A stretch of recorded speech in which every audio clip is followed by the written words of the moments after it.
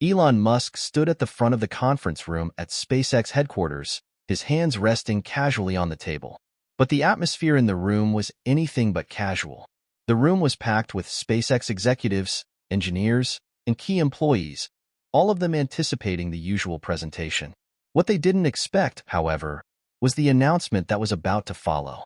He took a breath, letting the silence stretch for a moment before speaking, his voice steady but with an undercurrent of something they hadn't heard from him before, a hint of uncertainty. "I've decided to go undercover," he said. The words hung in the air, as if the very fabric of reality had been temporarily suspended. For a moment, no one moved, no one spoke. It wasn't just the sheer absurdity of the statement that stunned them. It was Elon Musk, the visionary billionaire, the founder of Tesla and SpaceX, a man who rarely made a misstep, saying that he would go undercover inside his own company. "Undercover?" One of the engineers, Mike, managed to blurt out, his voice cracking in disbelief. "What do you mean, sir? Are you serious?" Elon's eyes met Mike's, and for a second, a flicker of something passed between them. A recognition, maybe even a shared sense of curiosity. But Elon didn't crack a smile. Instead, he simply nodded. "Yes," he said, his tone firm. "I want to understand the company from the ground up, not just from the boardroom. I'll take on a regular job here. No one will know who I really am." The room erupted into murmurs.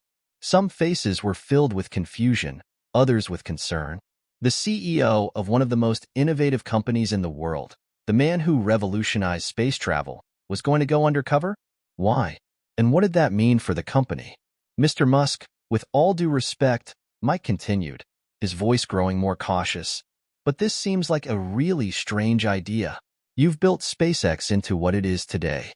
You're the leader. You're the one who—" "I know what you're thinking," Elon interrupted, his expression serious. "But you don't see what I see. There's something wrong. I've been at the top for years now, and I've heard the whispers. But I need to know what's really happening at SpaceX, the good, the bad, the ugly. I can't lead effectively if I don't understand the day-to-day reality that everyone here experiences. I want to see the company through the eyes of those who are in the trenches." Elon paused, scanning the room. He could sense the skepticism, but he also knew there were some who would support him, some who would believe in the possibility of this idea.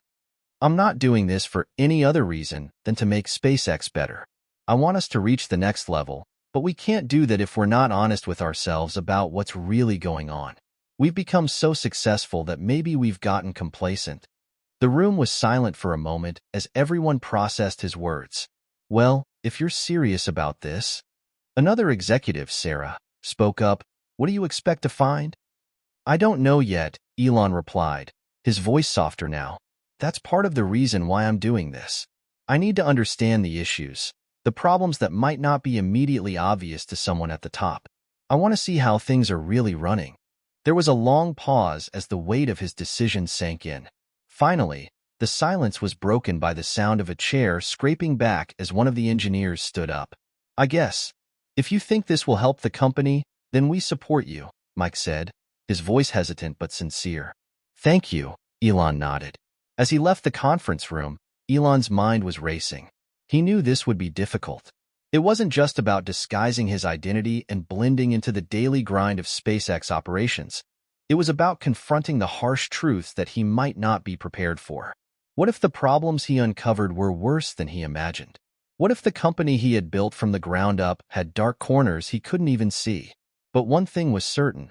This was going to be the most difficult challenge of his career. And maybe that was exactly what he needed. To experience the reality of his company, to get the truth straight from the source, to understand what was really happening behind the glossy exterior of SpaceX, beyond the flashy launches and the media praise. But why did it feel like, with every step he took toward his undercover mission, he was about to uncover something far bigger than he had ever anticipated? What do you think Elon Musk is hoping to find by going undercover at SpaceX? Do you think this will help or hurt the company? Share your thoughts below. Elon Musk had never been a stranger to the spotlight. In fact, he thrived in it. From the creation of PayPal to the groundbreaking innovations at Tesla and SpaceX, his name was synonymous with progress, ambition, and a relentless drive to push the boundaries of what was possible. He wasn't just a CEO. He was a visionary, a man who didn't just change industries, but revolutionized them. But behind that public persona was a much more complicated man. A man who carried the weight of the world on his shoulders. A man who struggled to reconcile the high expectations of his empire with the pressures of being human. As a child, Elon had been a curious, introverted kid. Growing up in Pretoria, South Africa, his father was a tough, demanding figure, while his mother was a gentle, loving presence. But even then, Elon was different from other kids. He was fascinated by technology, reading books on everything from science fiction to physics. By the time he was 12, he had taught himself computer programming and created his first video game, Blaster, a space-themed shooter that he sold for $500. Yet, success didn't come easy. Elon's early years were filled with challenges. He was bullied relentlessly in school, often the target of cruel jokes for being an awkward outsider. His parents' divorce added to the turmoil, and by his teenage years, he was becoming more and more isolated, retreating into his world of books, computers, and big dreams. Despite the difficulties, Elon's mind never stopped racing. He graduated from high school and moved to Canada to attend Queen's University, later transferring to the University of Pennsylvania. The ambition was always there, but so was the underlying fear. The fear that his relentless drive might push people away, that he would never truly be understood. His first business venture, Zip2, which he co-founded with his brother Kimball, sold to Compaq for nearly $300 million. Elon didn't pause to celebrate the success, though. He went straight into his next venture, X.com, which later became PayPal. And when PayPal was sold to eBay for $1.5 billion, it was supposed to be his crowning moment, the realization of everything he had worked toward. But instead of basking in the glory, Elon felt a gnawing emptiness. He wasn't in it for the money. He wasn't in it for the fame. Elon was in it to solve big problems, to change the world. So, when he turned his sights on space, he didn't do it because he wanted to be the richest man in the world, or because he wanted to conquer the stars. He did it because he believed humanity's survival depended on it. He started SpaceX in 2002 with a bold vision: to make space travel affordable and sustainable, to ensure that humanity could become a multiplanetary species before it was too late. But over the years, the weight of running such a massive company began to take its toll. SpaceX wasn't just about rockets and technology, it was about people too. It was about the men and women who worked tirelessly behind the scenes to make the impossible possible. And as the company grew, so did the distance between Elon and the very people who had helped build his dream. He started to feel more isolated, more removed from the daily operations of SpaceX. The pressures of constantly having to lead, to innovate, to drive forward were overwhelming. And despite all the public success, successful Falcon 9 launches, Mars ambitions, contracts with NASA, he had a growing sense that something wasn't quite right. The more successful SpaceX became, the more out of touch Elon felt with the inner workings of his company. The more employees he hired, the more he realized he didn't know what was really happening on the ground level. He had always been in the trenches before, but now he was the one signing the checks, approving the budgets, and making the big decisions from a comfortable boardroom. That, he feared, might be why things were starting to slip. It wasn't just a whim. Elon had been mulling over the idea for months. The whispers he had heard, employees complaining about burnout, safety concerns, and management missteps, had gotten louder and harder to ignore. He tried to address some of the issues through his trusted executives, but there was something about the way people talked when they didn't think the boss was listening that made him realize how far removed he had become. But what did it mean to be removed as a leader? Elon wasn't sure anymore. Maybe he'd gotten too comfortable with success. Maybe he was starting to lose touch with the very people who had made his dream a reality. The thought gnawed at him. What if the people working at SpaceX weren't inspired by his vision anymore? What if they were just going through the motions? The decision to go undercover was radical, even for him. But it was also a test of his own leadership, a test to see if his employees still believed in the mission as much as he did. And perhaps, a test to see if he could reconnect with the heart of SpaceX, the people who had helped him bring his dreams to life. As he prepared for his undercover journey, Elon felt a strange mix of excitement and fear. He would no longer be Elon Musk, the billionaire genius behind SpaceX. He would be John Walker, a regular employee, just another cog in the machine. But in many ways, this was the most honest role he had played in years. For the first time in a long while, he felt like he was about to experience something real, something raw. And in that moment, Elon knew he had to see SpaceX through a new lens if he was ever going to lead it to the next level. Do you think Elon Musk's decision to go undercover is a smart move, or is it a sign that he's losing control? What would you do if you were in his position? Let us know in the comments. The morning of his first day undercover at SpaceX was unlike any other. Instead of arriving in his usual black Tesla, Elon parked his inconspicuous rental car in the employee lot, a far cry from his sleek, high-end vehicles. He wasn't Elon Musk anymore. He was John Walker, a man with a generic name and no connections, starting his first day like anyone else. Dressed in a plain SpaceX polo shirt, a pair of worn jeans, and a cap to hide his identity, he tried to blend in as best as he could. His heart was racing, a mix of nervousness and anticipation swirling inside him. He had already rehearsed his backstory multiple times. John Walker was just an engineer who had worked in aerospace for a few years before coming to SpaceX to see if he could contribute to the company's mission. He wasn't a star. He wasn't a visionary. He was just a guy with a job. As he walked through the bustling SpaceX campus, Elon couldn't help but feel a sense of nostalgia. He had built this company from scratch. He had fought to get SpaceX to the point it was today. The buildings, the hangars, the rocket stages being worked on in the assembly lines. All of it was his vision come to life. Yet now, standing in the middle of it all, he felt like a stranger.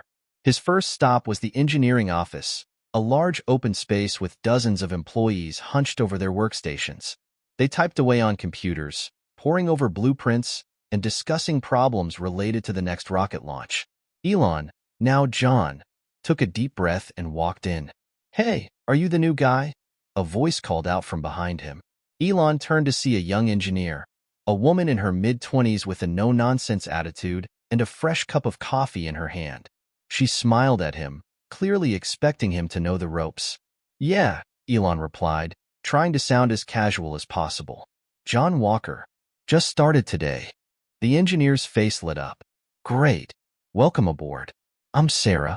She extended her hand, and Elon shook it, noticing how firm and confident her grip was. It was the kind of handshake that spoke volumes, a woman who wasn't intimidated by the tech world's male-dominated landscape. Sarah showed Elon to his workstation, a cramped desk near the back of the room. The desk was cluttered with papers, a few half-finished designs, and the kind of tools only engineers truly understood. As she handed him his first task, Elon glanced around, taking in the sights and sounds of the engineering team at work. The tension in the air was palpable. There was a sense of urgency, but not the kind that came from a healthy drive toward innovation. It was the kind of pressure that made the employees seem frazzled. Elon had seen it before. Employees who were stretched too thin, working long hours and dealing with unrealistic expectations. And there it was again, in the undercurrent of every conversation, in the way people avoided eye contact when talking about their workload. It was only his first day, but already, things didn't feel right. "Everything okay?" Sarah asked, noticing Elon's thoughtful expression. "Yeah," he replied, quickly masking his concern. "Just getting a feel for everything." As the day progressed, Elon realized just how disconnected he had become from the realities of SpaceX. The projects, the deadlines, the long hours. Everything seemed like it was moving at breakneck speed, but at the same time, there was a strange sense of disorganization beneath the surface. Employees seemed overworked, many of them staying late into the evening to finish their tasks. The chatter in the hallways spoke volumes. "I don't know how much longer I can keep this up," one engineer had said. "I'm burnt out." This wasn't just the pressure of working for a cutting-edge space company. This was something deeper, a symptom of a culture that had pushed its people too far. As the sun began to set, Elon found himself standing in the factory, watching the massive Falcon 9 rocket being assembled. It was a beautiful machine, sleek and powerful, designed to take humans to space. Yet something about it felt off today. Perhaps it was the people who worked on it, tired, frustrated, and drained from the constant pressure to deliver. Or maybe it was the way the factory floor hummed with the energy of overworked minds. "Are you all right?" Sarah's voice broke him from his thoughts. She had been watching him from a distance, clearly sensing his unease. "I'm fine," Elon said, though his voice lacked the conviction it usually held. He knew there was something wrong with what he was seeing, but he couldn't quite put his finger on it yet. Sarah smiled slightly, though there was a sadness in her eyes. "Don't worry. You'll get used to it. SpaceX can be intense, but we're all in this together." Elon nodded, but as Sarah walked away, he couldn't shake the feeling that this wasn't the culture of innovation and ambition he had once envisioned for SpaceX. It felt more like a machine, churning out results at the cost of its people. He was beginning to realize something he hadn't fully acknowledged before. The SpaceX he had built was no longer the same company he had created. Somewhere along the way, it had shifted.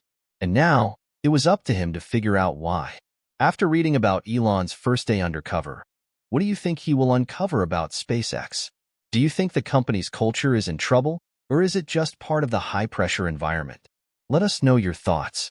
Elon's second day undercover at SpaceX felt different. The initial excitement and anxiety had faded, replaced by an unsettling sense of clarity. As he moved through the hallways of the SpaceX campus, he couldn't help but notice the subtle changes in the company culture.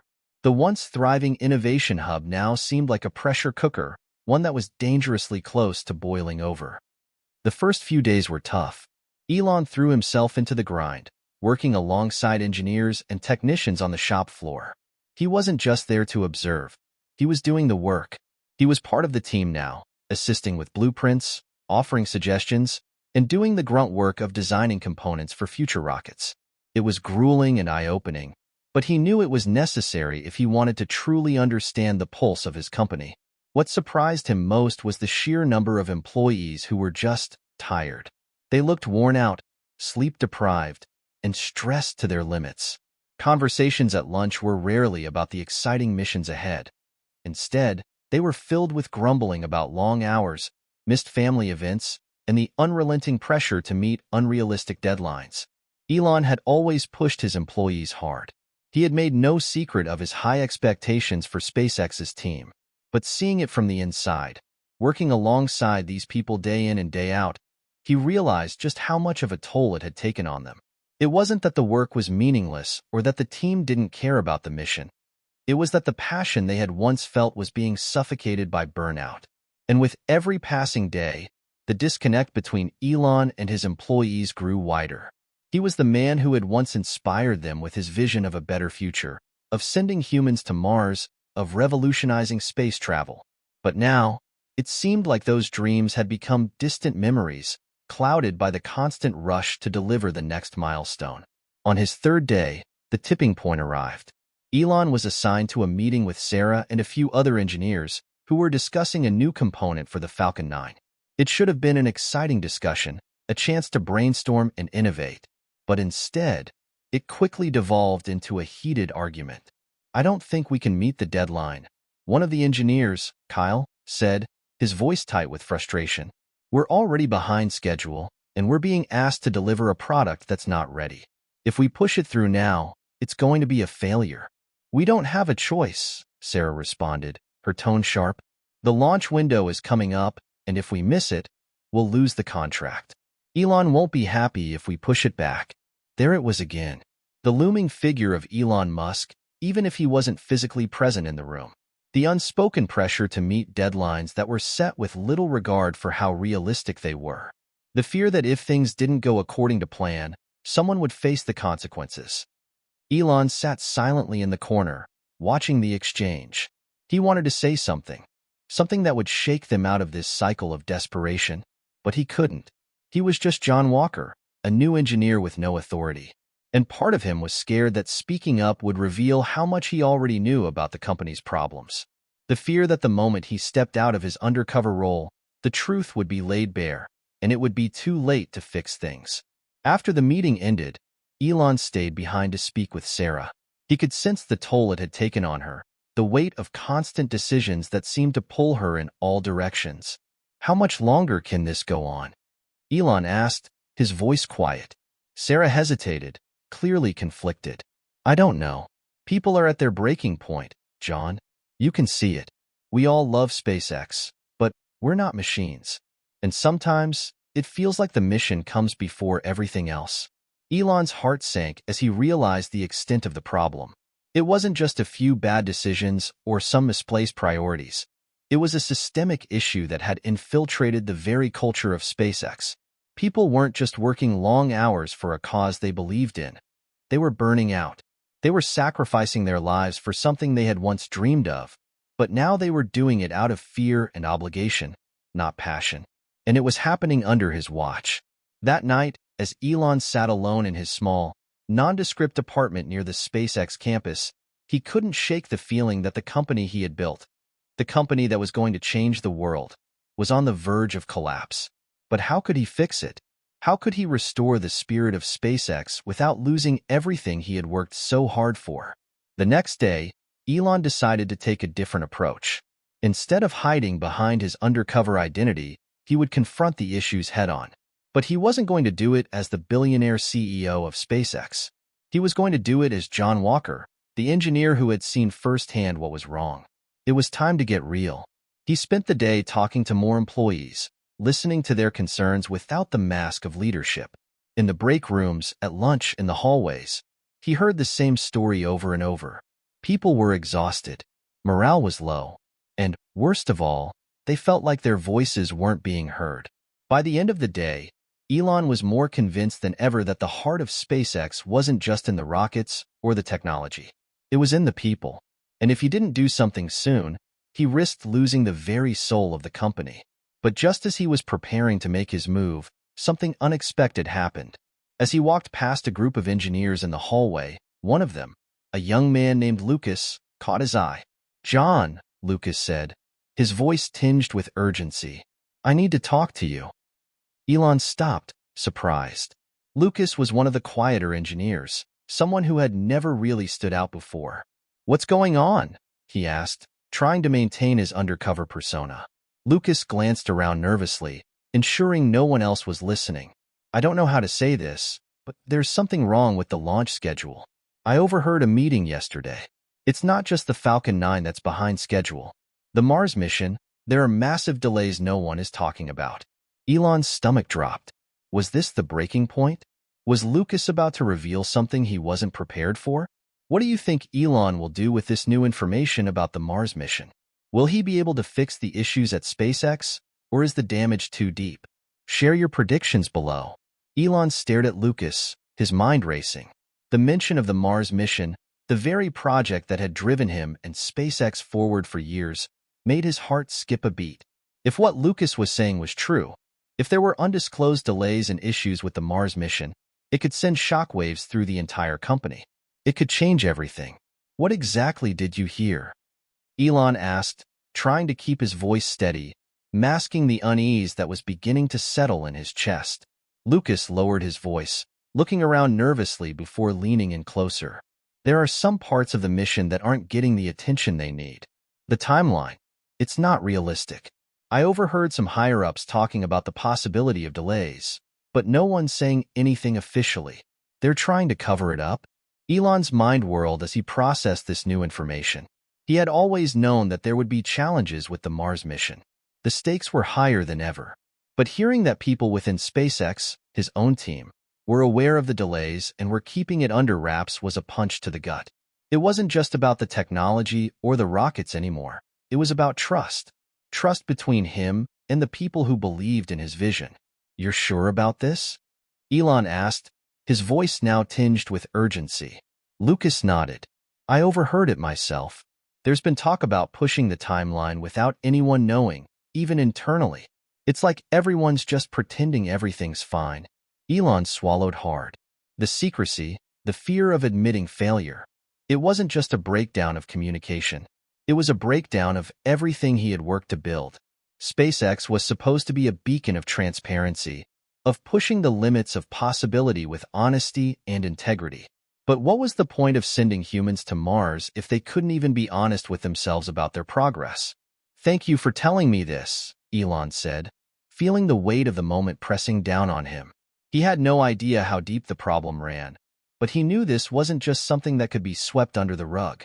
He needed to confront it head-on before it spiraled further out of control. As the day wore on, Elon's thoughts were consumed by the conversation with Lucas. He couldn't shake the feeling that SpaceX was teetering on the edge of something much bigger than a delayed mission. It was a crisis of leadership, of culture, and of trust, and he was at the center of it all. That evening, as he sat in his small apartment, he knew what he had to do. He couldn't keep pretending to be just another employee. He had to step up and take action, not as John Walker, but as Elon Musk, the man who had built SpaceX from the ground up. But this time, it wouldn't be about pushing the company forward at any cost. It would be about taking responsibility for the people he had let down. The next morning, Elon called a company-wide meeting, something that hadn't happened in months. The last time he'd addressed the entire SpaceX team was in the early days, when the company was still a startup, when he'd stood in front of a much smaller group, full of excitement and raw ambition. Now, as he stood at the front of a massive auditorium, his heart was heavier than ever. The room was filled with employees who had no idea what was coming. Some of them were excited for the chance to hear from the elusive CEO. Others were skeptical, their eyes darting around as they whispered to each other. Elon could feel the tension in the air. This wasn't going to be easy. Taking a deep breath, Elon stepped up to the microphone. He looked out at the sea of faces before him. Engineers, designers, managers, technicians, people who had given everything to this mission, who had spent countless hours perfecting rockets and systems, people who had believed in the impossible. "I've called you all here today for one reason," Elon began, his voice steady but filled with the weight of his own emotions. "To tell you the truth." The room went silent. Every eye was on him, waiting for what would come next. For a moment, Elon wondered if he had made the right decision. But there was no turning back now. "Over the past few days, I've been undercover here at SpaceX," he continued, his gaze sweeping the room. "I've seen things, heard things that I didn't want to believe. And I know that I've failed you. I've failed to see the toll that this company has taken on all of you. The long hours, the constant pressure, the burnout. I've become so focused on the big picture that I lost sight of what matters most. The people behind the missions." He paused, the words heavy on his tongue. "And I'm sorry. I've made mistakes, and it's time to take responsibility for them." A murmur rippled through the crowd, disbelief and shock spreading like wildfire. Elon could feel the tension building, but he knew this was the right thing to do. It wasn't enough to just fix the technical problems with the rockets or the timelines. It wasn't enough to push for Mars or the moon. He needed to fix the heart of SpaceX, the people who made it all possible. "I've heard your frustrations," he went on, his voice growing firmer. "I've heard the complaints about the pressure, and I know that many of you feel like you've been treated as cogs in a machine. That ends today. I will not lead this company with fear anymore. We are going to build a culture of respect, of trust, of honesty." For the first time in a long while, Elon felt something that he hadn't experienced in years: hope. Not just for the company, but for himself. He wasn't perfect, and he knew that. But he could still change things. He could still make SpaceX the company he had always dreamed it could be, not just for Mars, but for the people who made it all possible. "We have a long road ahead," Elon concluded, "but I promise you, we will get through it together. I'm not just the CEO of SpaceX. I'm your teammate.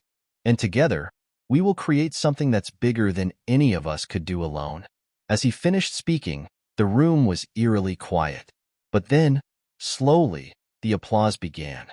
It started with a few scattered claps, and then it grew, louder and more unified. Elon knew the journey wasn't over. It had only just begun. But in that moment, he felt the first true sense of connection with his team in years. The emotional weight that had been suffocating him lifted, just a little. There was work to be done, and it wouldn't be easy. But for the first time in a long while, Elon felt like he wasn't alone. In the weeks that followed Elon's emotional speech, SpaceX began to change, albeit slowly. The effects weren't immediate. Rome wasn't built in a day, and neither was trust. But what Elon had done was set in motion something much bigger than just fixing a few technical issues. He had opened the door to real change within the company.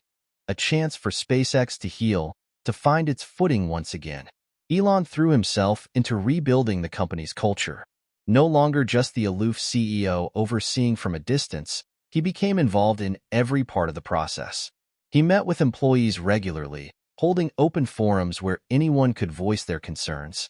He made himself available to the engineers, not just as a leader, but as a collaborator, someone who shared in the day-to-day struggles of creating groundbreaking technology.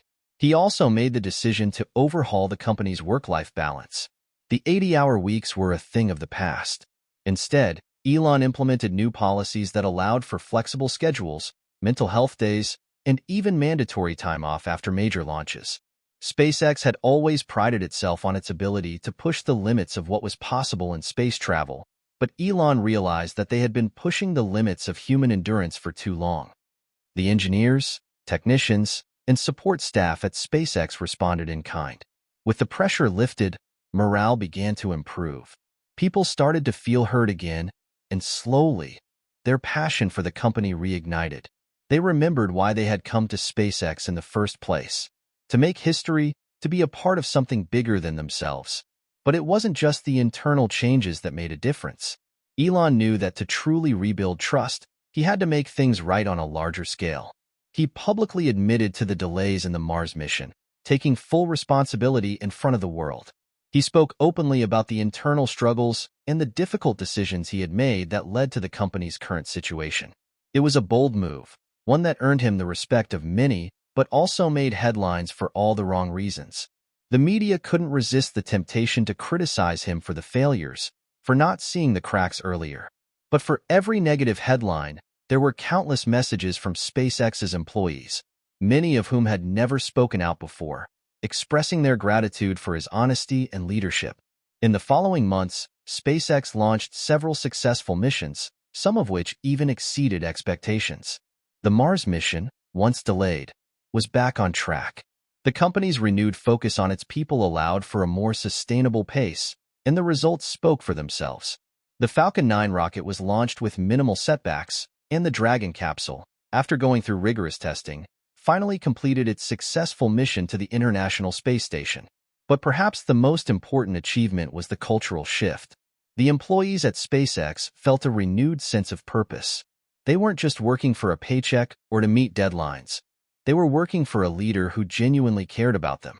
And while there were still challenges ahead, there was now a shared understanding that SpaceX was a company built on collaboration, not just innovation. One evening, as Elon stood in the factory, watching the final stages of the Mars-bound rocket being assembled, he felt a quiet satisfaction wash over him. He had started this journey with one goal: to make life multiplanetary. But now, looking at the employees working side by side, he realized that the real mission had always been about more than just rockets. It had been about building something that could stand the test of time, something that could be a force for good, not just in space, but on Earth. As the final welds were made on the rocket's exterior, Elon turned to Sarah, who had become one of his closest allies in this transformation. She had been with SpaceX from the beginning and had seen firsthand the toll that the company's earlier culture had taken on its people.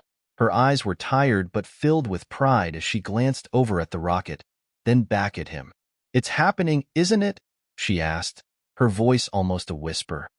Elon nodded, his gaze never leaving the rocket. "Yeah, it is. We're going to Mars. But more importantly, we're going to do it the right way." Sarah smiled, a genuine smile that reached her eyes. "I think we've finally got it. The dream and the people." For the first time in years, Elon felt peace. The road to redemption had been long, filled with mistakes and missteps, but it had also been filled with growth. He had learned to listen, to truly listen, not just to the voices of those around him, but to his own inner voice, the one that had been drowned out by ambition, by the relentless drive for success. That voice had led him to SpaceX, but it had also led him to this moment of reflection. There was no doubt that the journey ahead would be difficult. Mars was still a distant goal, and the challenges of getting there were immense. But with the team he had built and the culture they had restored, Elon knew that the impossible was within reach. They weren't just sending rockets into space anymore. They were sending a message that innovation could thrive without sacrificing the very humanity that made it possible. As he watched the final rocket take shape before him, Elon smiled. SpaceX had found its footing again, and so had he. And this time, it was not just about making history. It was about making it together. After everything that has happened, do you think Elon Musk has truly redeemed himself in the eyes of his team? What other challenges do you think SpaceX will face in the future? Let us know your thoughts in the comments. The recovery at SpaceX wasn't instantaneous, but over the next year, the changes Elon had initiated began to take root. The company that once felt like a machine, cold, efficient, and relentless, had evolved into something more human. Employees were no longer just numbers on a payroll. They were the backbone of the company's mission. There was a renewed sense of purpose in the air, an unspoken understanding that what they were doing was much bigger than just building rockets. They were pioneers, not just of space, but of a new way to build a company, to build a culture. Elon continued to stay engaged with his team, showing up not just as their CEO, but as a fellow worker. It wasn't uncommon to see him down on the factory floor, sleeves rolled up, chatting with engineers or reviewing blueprints. He took to spending hours in the break room, just talking to people. He made it clear that his door was always open, that no problem was too small to be addressed. And slowly, SpaceX became more than a company. It became a family. As the months passed, the Mars mission began to take shape in a way that was once unimaginable. The setbacks had been painful, but they had given the team time to rethink their approach. With the pressure reduced, new ideas flourished. Projects that had once seemed impossible started to feel like real possibilities. The Falcon 9 launches became routine, but now there was something extra in the air: confidence, not just in the technology, but in each other. But as the company healed, the world took notice. Elon had faced down his own demons, exposed the cracks in his empire, and rebuilt SpaceX from the inside out. The public saw the turnaround and started to believe that the vision Elon had once promised wasn't just a dream. It was achievable. By the time the next Mars-bound mission was ready to launch, it wasn't just a moment for SpaceX, it was a moment for the world. The rocket took off with a roar, not just of engines, but of hope. And as it soared into the sky, people everywhere watched, realizing that the impossible had become possible. They weren't just watching a company launch a rocket, they were watching humanity's next great leap. The team at SpaceX cheered, their faces illuminated by the success of their hard work, but it was the work of rebuilding the culture that felt like the most significant victory. They had come through together, stronger, united, and ready for whatever challenges the future held. Later that evening, after the successful launch, Elon stood on the balcony of his office, looking out over the SpaceX campus. The stars were bright above, as if to remind him of the dreams that had driven him from the start. He wasn't just looking at the stars, though. He was looking at his people, the ones who had been with him through it all. Elon. Sarah's voice broke the silence. She had joined him on the balcony, her eyes reflecting the glow of the launch. "We did it." "We did," Elon replied, his voice soft with emotion. He looked down at his hands, calloused and worn from years of relentless work, but now there was a new energy in him. "But this is just the beginning, Sarah. There's still so much to do." "I know," she smiled, a mix of pride and hope in her eyes. "But for once, we're doing it the right way. Together." And together, they were unstoppable. As SpaceX stood on the edge of its next great adventure, launching humans to Mars and beyond, it was clear that the company had learned more than just how to build rockets. It had learned how to build something far more valuable: trust. Trust between Elon and his team, trust within the team, and trust in the shared vision of a future that was now within their reach. Elon Musk had set out to change the world, but in the end, it wasn't just about space exploration. It was about something deeper, about bringing people together, building a culture of resilience, and learning from failure. It was about understanding that the road to Mars wasn't just about rockets. It was about the people who made those rockets a reality. As you reflect on this journey, ask yourself, what can we learn from Elon's story about leadership, failure, and redemption? What's the most important thing that SpaceX got right in rebuilding trust? And how can we apply these lessons in our own lives and careers? Share your thoughts below. What would you do if you were in Elon's shoes? How would you rebuild after losing your way? The success of the Mars mission was not just a triumph of technology, It was a triumph of spirit. SpaceX had managed to overcome its internal crises and come out stronger, but Elon knew this was only the beginning. As the company shifted its focus toward future missions, a new set of challenges awaited them. SpaceX had done what many thought impossible. It had successfully launched rockets, had made strides toward Mars, and had even repaired its fractured culture. But the hardest part was yet to come, the question that everyone was asking. What comes next? The answer wasn't clear. The next step in humanity's journey to the stars was ambitious, and to continue down that path, SpaceX would need to do more than launch rockets. It would need to revolutionize not just space exploration, but the way humanity saw itself. The future of Mars missions depended on the company's ability to continue pushing boundaries, not just with technology, but with its own understanding of what it meant to be human in the context of space travel. Elon spent weeks in deep thought, often late into the night.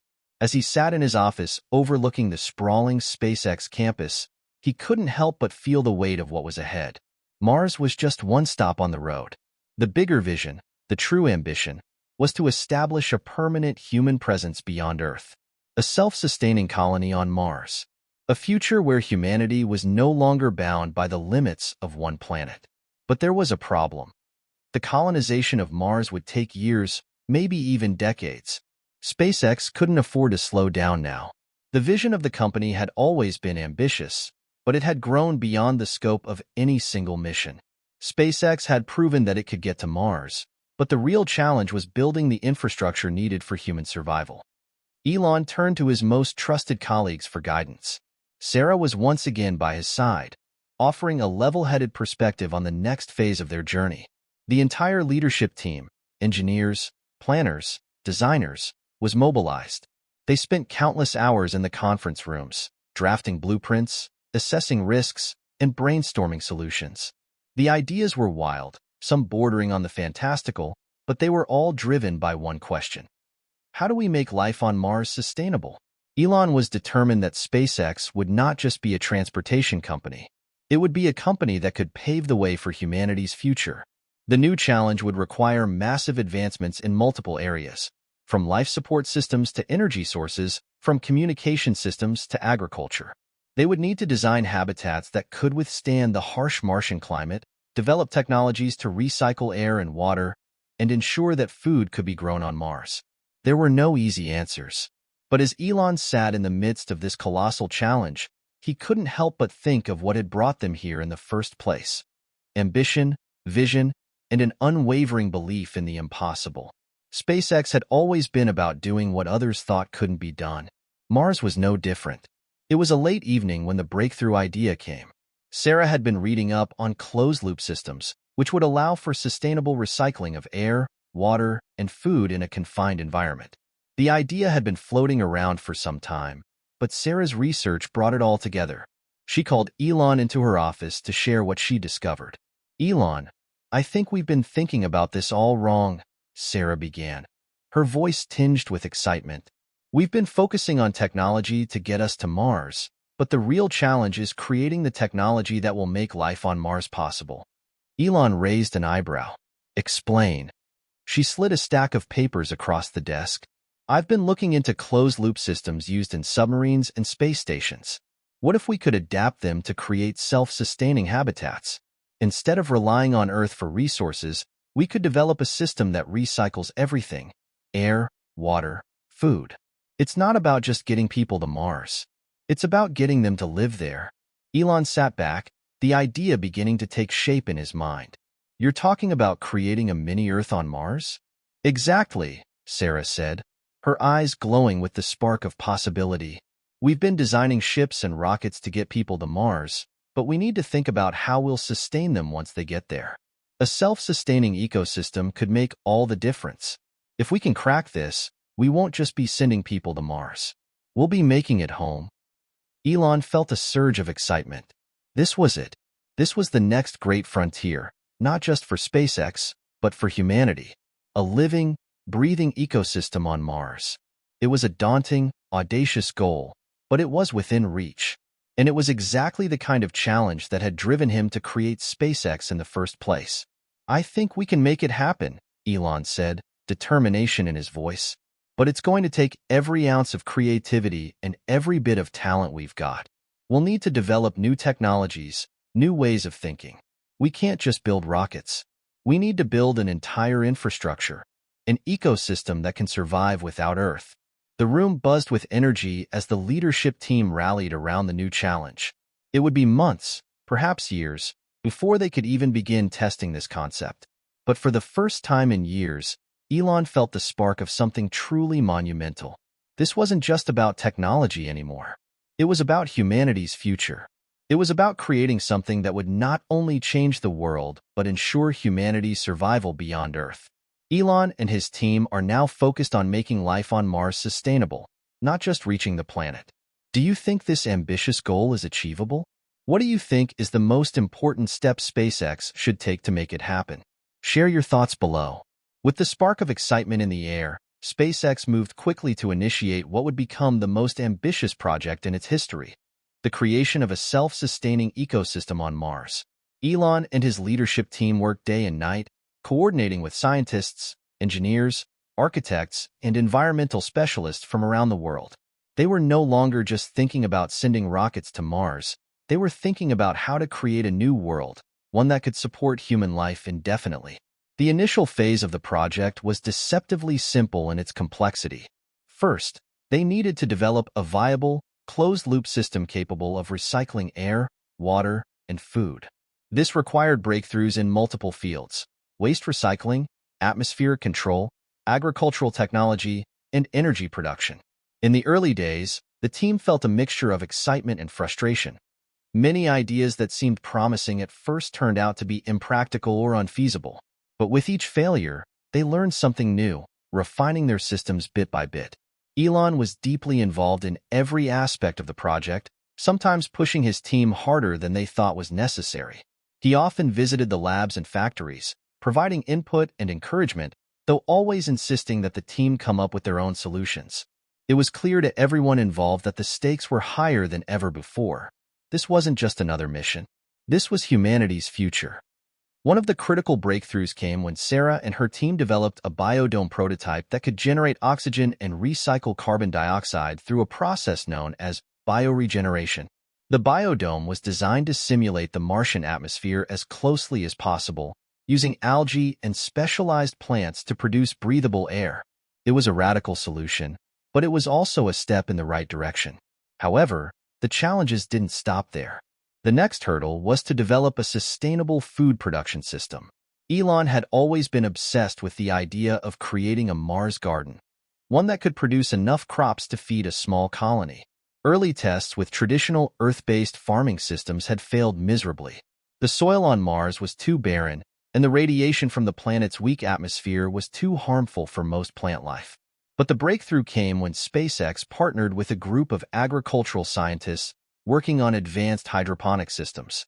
By using nutrient-rich water solutions instead of soil, they developed a model for growing crops in small, controlled environments. The first crops, tomatoes, lettuce, and beans, were grown in a prototype hydroponic greenhouse, a mini-Earth garden that could function even in the harsh Martian environment. It wasn't perfect, but it was a start. Energy was another key component of their plan. The team had initially envisioned using solar panels to power the base, but the dusty Martian atmosphere and the planet's longer nights made this impractical.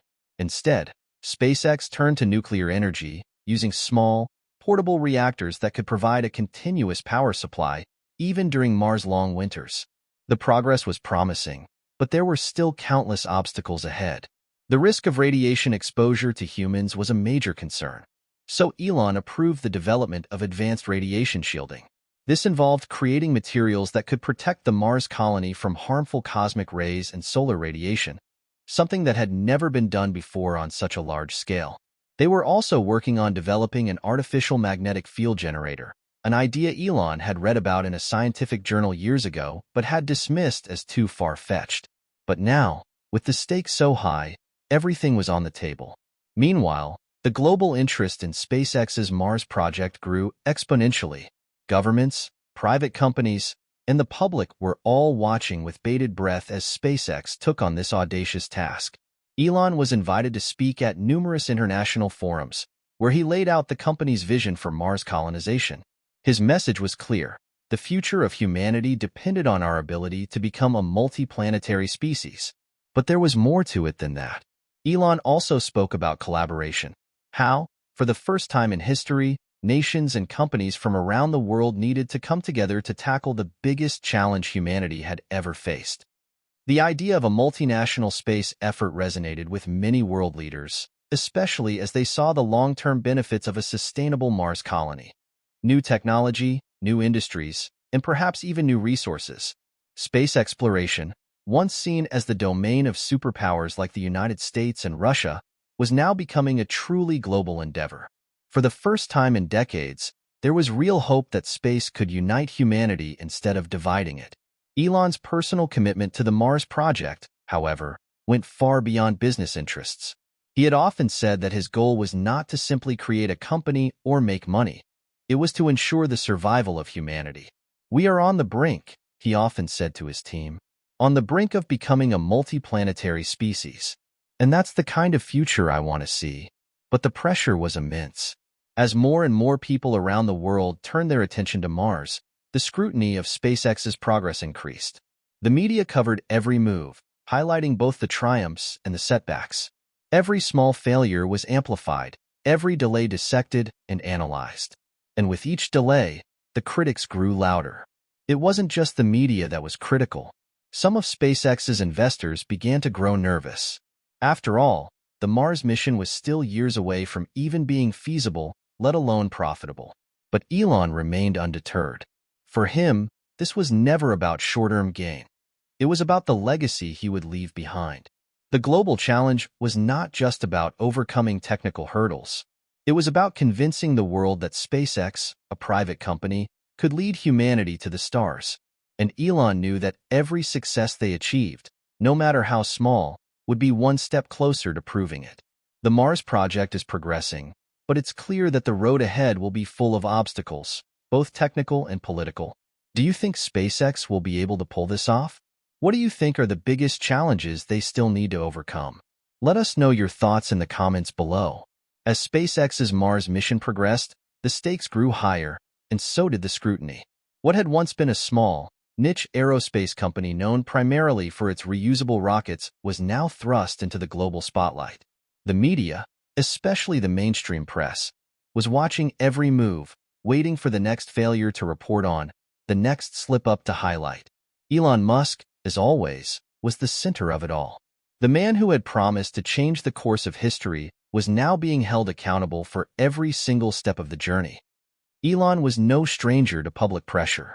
He had lived with the weight of the world's expectations ever since he launched SpaceX with the audacious goal of reducing space travel costs and making life interplanetary. But now, with Mars on the horizon, the pressure was unlike anything he had ever faced. Critics who had once dismissed his vision as impossible now turned their eyes on him, eager to see if he would be the man to deliver on his promises. Some of the criticism was expected. Every new technology SpaceX introduced was met with skepticism. Critics called the Mars mission impractical and too costly, questioning whether the resources required could ever be justified. Others pointed to Elon's past challenges, his struggle with Tesla's production delays, and his sometimes erratic behavior on social media, and wondered if he could really lead the charge toward humanity's future in space. But there was another layer to the public's reaction that was more personal. Elon was no longer just an entrepreneur. He was a symbol of a new era, one in which technology, ambition, and humanity's long-standing desire to explore the stars were intertwined. People were no longer merely invested in SpaceX's success. They were emotionally tied to it.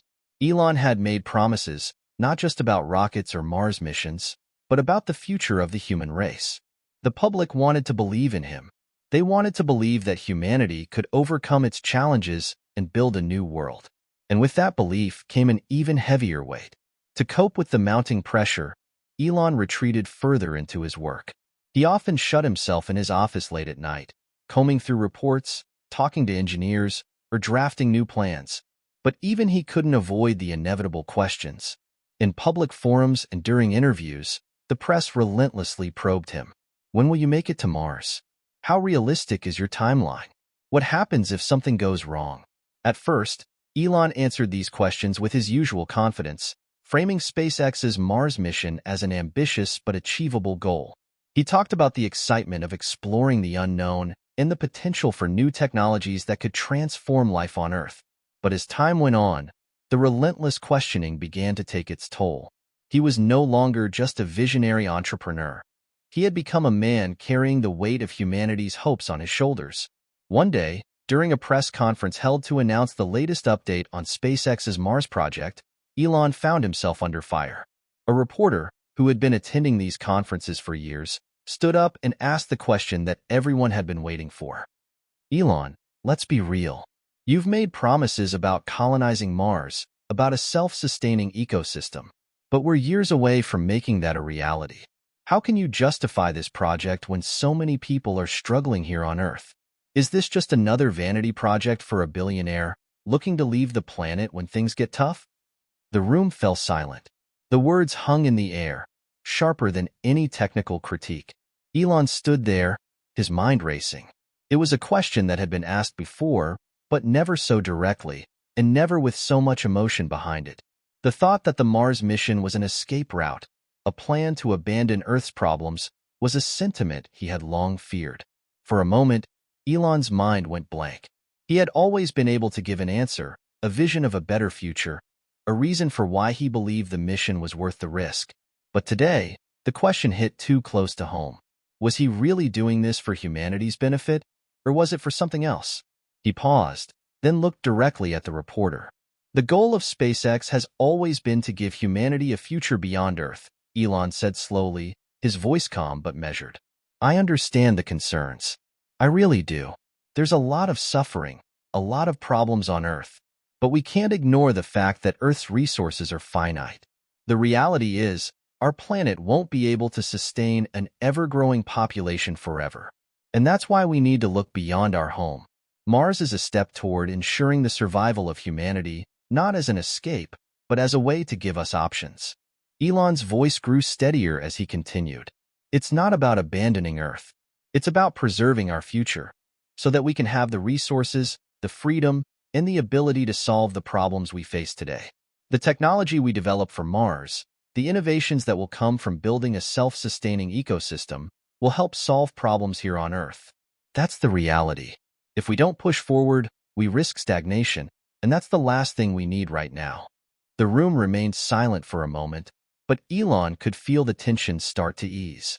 He had spoken the truth, his truth. The road ahead was long, and the criticisms would never stop. But he was no longer worried about proving anyone wrong. He was focused on doing the work, on delivering on the promise that had driven him all these years. As the press conference ended, Elon found himself lost in thought. The weight of public perception was a constant companion, but he realized that his greatest challenge wasn't external. It was internal. The real pressure wasn't just from the media, from critics, or from investors. It was from within himself. Could he really pull it off? Could SpaceX actually make humanity a multiplanetary species? The answer, as always, was uncertain. But one thing was clear: SpaceX was not backing down. Elon's response to the media question about Mars sparked intense emotions. Do you agree with his view that pushing for Mars exploration is necessary for humanity's future? Or do you think the resources should be focused on Earth's immediate problems? What's your take on this debate? Let us know your thoughts in the comments below. As SpaceX's Mars mission continued to unfold, things seemed to be progressing well on the surface. The technology was advancing, and the vision remained strong. But beneath the surface, a new, unexpected challenge was emerging. This challenge wasn't coming from the media, nor from competitors, nor even from the vast unknown of space. It was coming from within the company itself. Elon had always prided himself on SpaceX's culture of innovation and transparency. He encouraged his team to think big, to push the boundaries of what was possible, and to question everything. But now, as the Mars project gained momentum, cracks began to appear. Quiet whispers in the corridors, tension in the meeting rooms, the kind of subtle discontent that could erode the very foundation of a company. And in the high-stakes environment of SpaceX, where failure was not an option, these cracks threatened more than just a project, they threatened everything. It all began with a small setback. In the midst of testing a new life support system for the Mars habitats, the team noticed a series of unexplained malfunctions. The system, which was designed to recycle water and air in a closed-loop system, had inexplicably failed multiple times during tests. It wasn't just a minor glitch. It was a critical failure that could derail the entire Mars mission. At first, Elon brushed it off as a normal part of the process.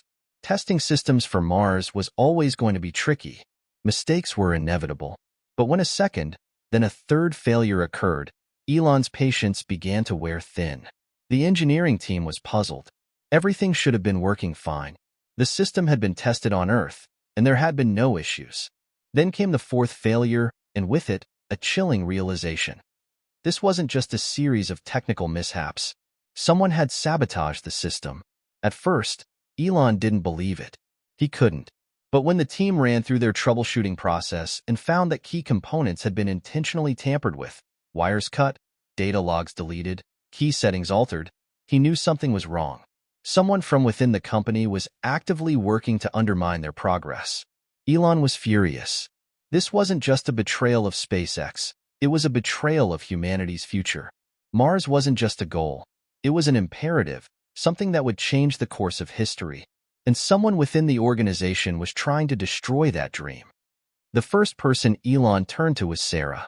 She had been with SpaceX from the beginning, and she was as committed to the Mars mission as anyone. Together, they set up a covert investigation into the sabotage. The task was delicate. They couldn't afford to alert the wrong people, and they certainly couldn't let this leak to the media. If word got out that SpaceX was being undermined from within, it could destroy everything they had worked for.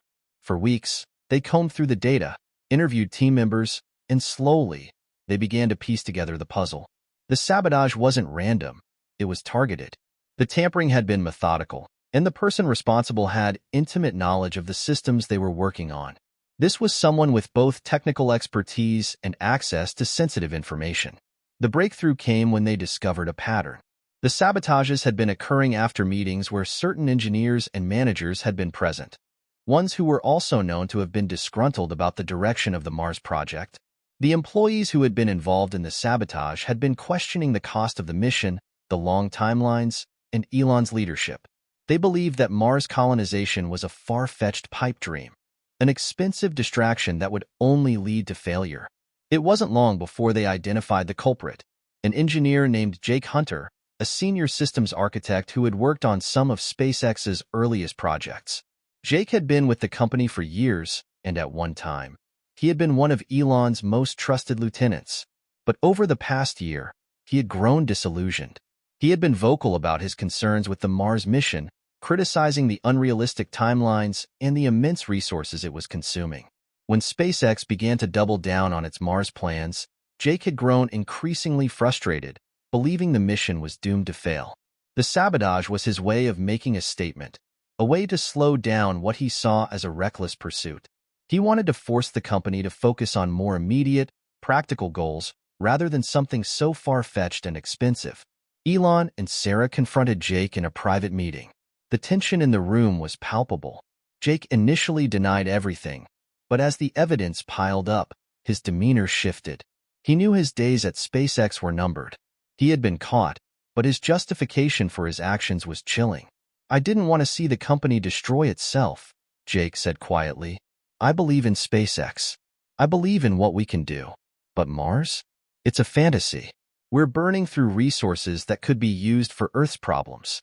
You're chasing something that doesn't even make sense." Elon looked at him, the anger in his eyes slowly fading as he processed what Jake had said. He had heard these concerns before. It wasn't just Jake. There were others within the company who had started to question the mission. They were worried that SpaceX had lost sight of its core values, that they were stretching themselves too thin. They feared that the pursuit of Mars was more about Elon's legacy than about solving the world's most pressing problems. "I understand your concerns, Jake," Elon said quietly, "but you don't fix problems by standing in the way. You fix them by pushing forward. This mission, our vision, is the future. Not just for SpaceX, but for humanity." Jake's shoulders slumped. "I'm sorry, Elon. I couldn't let it happen." Elon took a deep breath, his mind racing. He knew he had to make a decision. This betrayal could tear the company apart, but it also revealed something critical. The cracks in SpaceX's culture were real. The mission to Mars wasn't just about technology, it was about unity. And if the team was divided, they would never succeed. Elon made the hard choice. Jake was let go, but not without a final warning. We need to be united. You can't tear the dream down because you don't agree with it. If you believe in SpaceX, you have to believe in this mission. Otherwise, you're better off somewhere else. The sabotage was over, but the damage had been done. The incident left an indelible mark on the company. Elon realized that if SpaceX was to continue on its ambitious path, he would have to rebuild the trust within his team. The Mars project would not succeed if it was plagued by internal strife and sabotage. And so, in the months that followed, Elon took a step back, re-evaluating the company's culture. He would need to find a way to unite his team, to ensure that no one felt left behind or disillusioned. The road to Mars was not just a technical journey, it was a human one. The sabotage from within SpaceX raises an interesting question. Can a company that is driven by a singular, ambitious goal succeed if its people are divided? What do you think is more important, having a shared vision, or having individuals who are able to critically challenge the vision? Let us know your thoughts in the comments below. In the wake of the sabotage, SpaceX was at a crossroads. The company had always thrived on a culture of innovation, where failure was viewed as part of the learning process, and the belief that every challenge was an opportunity for growth permeated every decision. But the betrayal of Jake Hunter had shaken that foundation. SpaceX had not just lost a senior engineer. They had lost a sense of internal cohesion, a sense of trust that was essential if they were to achieve their ambitious goal of reaching Mars. Elon, never one to shy away from challenges, immediately took action. The first step was to address the team, to acknowledge the elephant in the room, and to begin the difficult process of rebuilding trust. Elon knew that as much as the team needed technological solutions for Mars, they also needed a united front, a team that could rally around a common cause, without doubt or division. The morning after the meeting with Jake, Elon called for an all-hands meeting with the entire SpaceX workforce. Sarah, who had been instrumental in identifying the sabotage, stood by his side. The room was filled with a mix of anxiety, curiosity, and apprehension. Many of the engineers and staff were still processing the betrayal, unsure of what to expect next. Elon took the stage and began speaking in his usual direct but measured tone. "We've had a setback," he began, looking around at the room of anxious faces. "It's a setback, but it's also an opportunity. SpaceX has never been about avoiding failure. It's about learning from it and pushing forward. What happened with Jake was wrong, but I understand his frustration. It's a reflection of a larger issue we've been facing, division." There was a murmur in the crowd. Elon paused, letting the words sink in. "We are a team. We are united by a single vision, creating a future for humanity on Mars. But that vision isn't just about rockets and technology, it's about belief. Every single one of you is here because you believe in something bigger than yourself. If that belief wavers, if we allow doubt to creep in, we won't make it. We'll fail." He let the silence hang in the air for a moment before continuing. "I know some of you have concerns. I know there are questions about whether this is the right path. But let me be clear, Mars is not a luxury. It's not a project that can be deferred or delayed. It's a necessity. And if we're going to succeed, we need to trust each other. We need to unite, as a company, as a team, and as a family." The room was still, as if everyone was holding their breath. Elon's words carried weight, but he knew that words alone wouldn't be enough. He had to do more than just promise unity. He had to show it. That afternoon, he met with Sarah and the senior leadership team. They discussed ways to engage with the entire company, to ensure that every employee felt heard and included in the process of moving forward. Elon understood that the sabotage wasn't just about one disgruntled employee. It was a sign that the company's culture needed to evolve. SpaceX had grown rapidly over the years, and with that growth came new challenges. The smaller, more agile company that had once thrived on innovation and rapid iteration now had to balance that with maintaining unity and trust in the long term. Together, they devised a series of initiatives designed to rebuild the team's sense of purpose and cohesion. The first was an internal communication overhaul. Elon wanted to make sure that every team member, regardless of their role, had an opportunity to contribute ideas, voice concerns, and be part of the decision-making process. This wasn't about micromanagement, it was about fostering a sense of ownership. The second step was to create more cross-departmental collaborations. SpaceX had always been highly segmented by departments: engineering, design, propulsion, and so on. But to achieve their Mars mission, every department needed to work in harmony. Elon and Sarah decided to form multidisciplinary teams, combining people from different fields to work together on solving key challenges. The idea was to break down silos and encourage collaboration, as well as ensure that everyone was invested in the larger goal. Finally, Elon decided to hold a series of informal vision sessions, where employees could gather, ask questions, and hear from leaders not just about the technical aspects of the Mars mission, but about the emotional journey as well.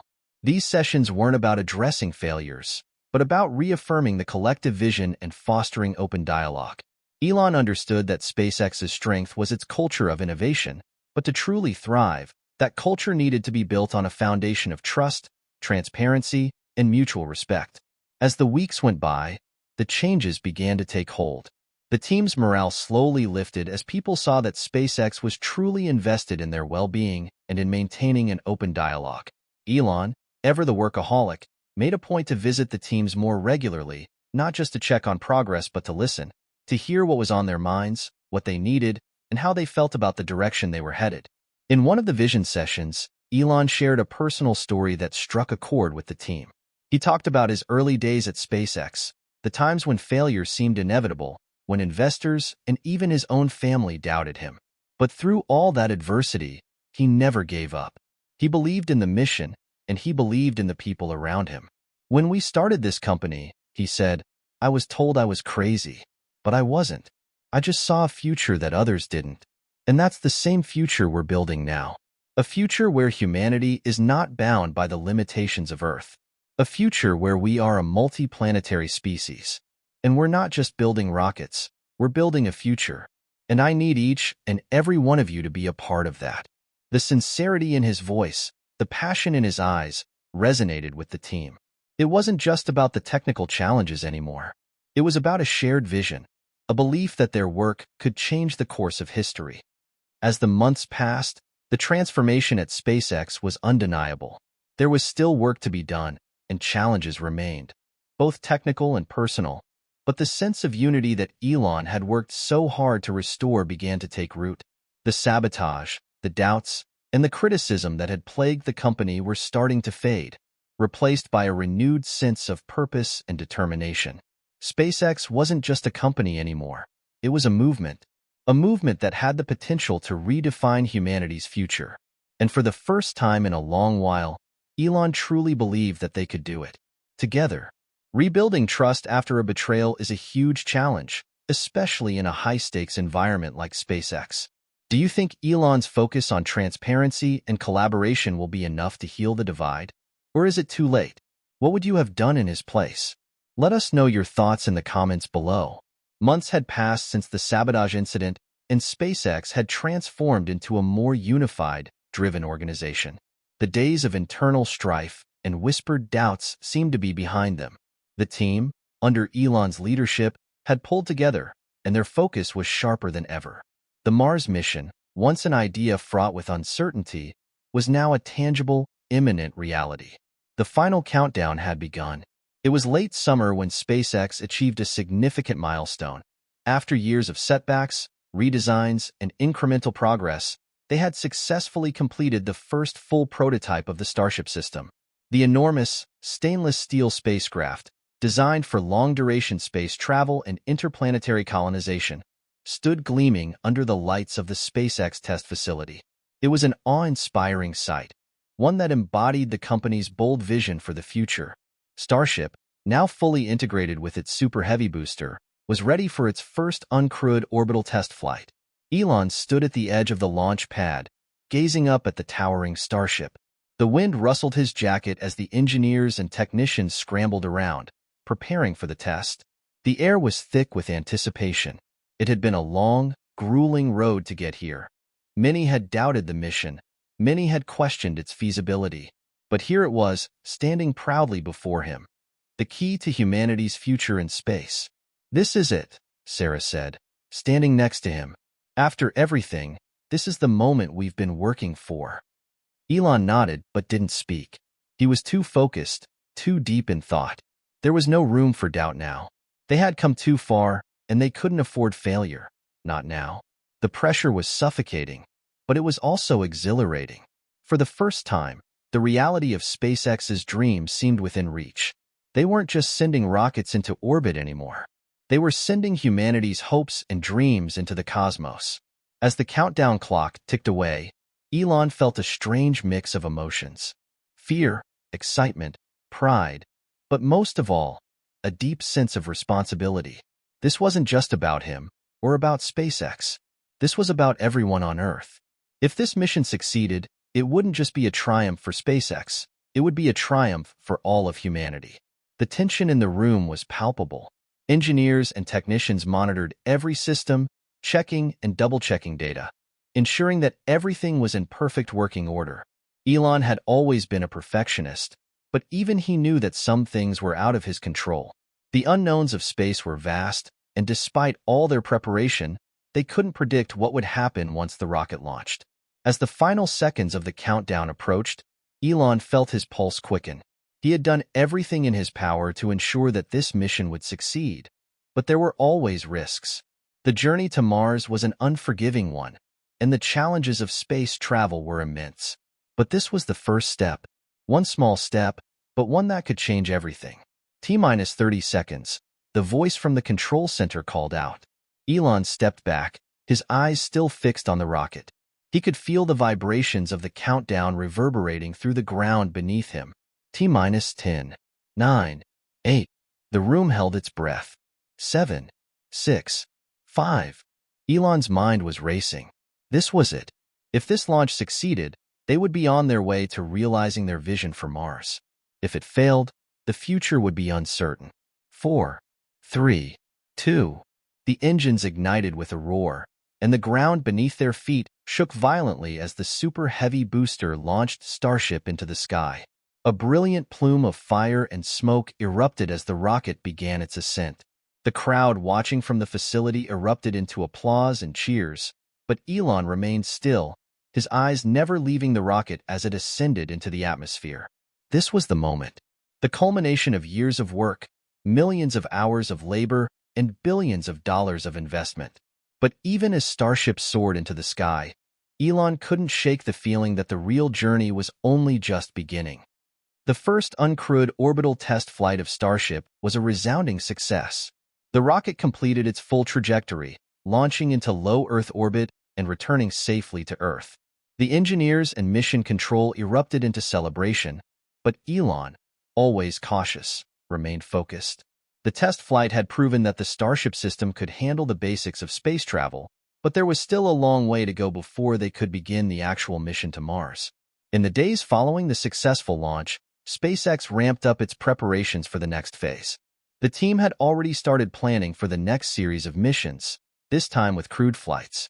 The goal was to launch the first manned mission to Mars within the next 5 years, a staggering timeline that would require every bit of SpaceX's ingenuity and determination.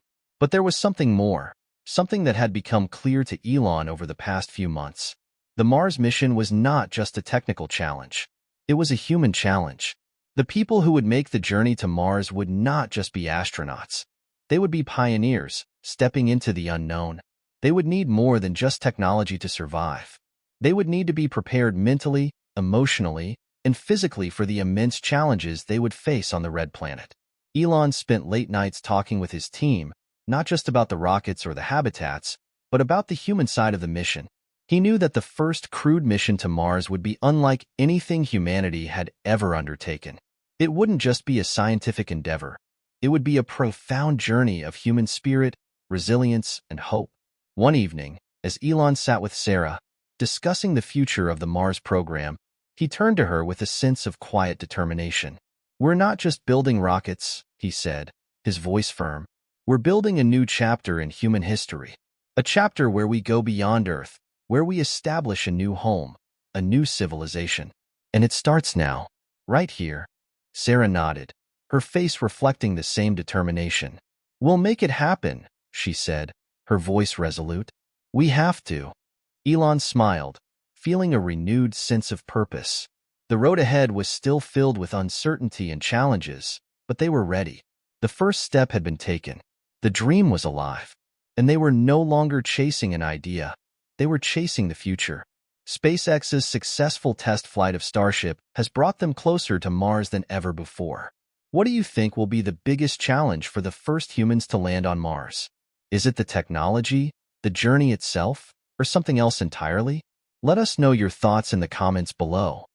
With the success of the orbital flight and the continued progress of the Starship program, SpaceX's vision of colonizing Mars was no longer a distant dream. It was a reality that was rapidly taking shape.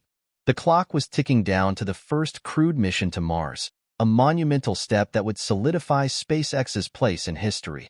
But for Elon Musk and the team, this mission was more than just another technological milestone. It was a test of human endurance, courage, and resilience.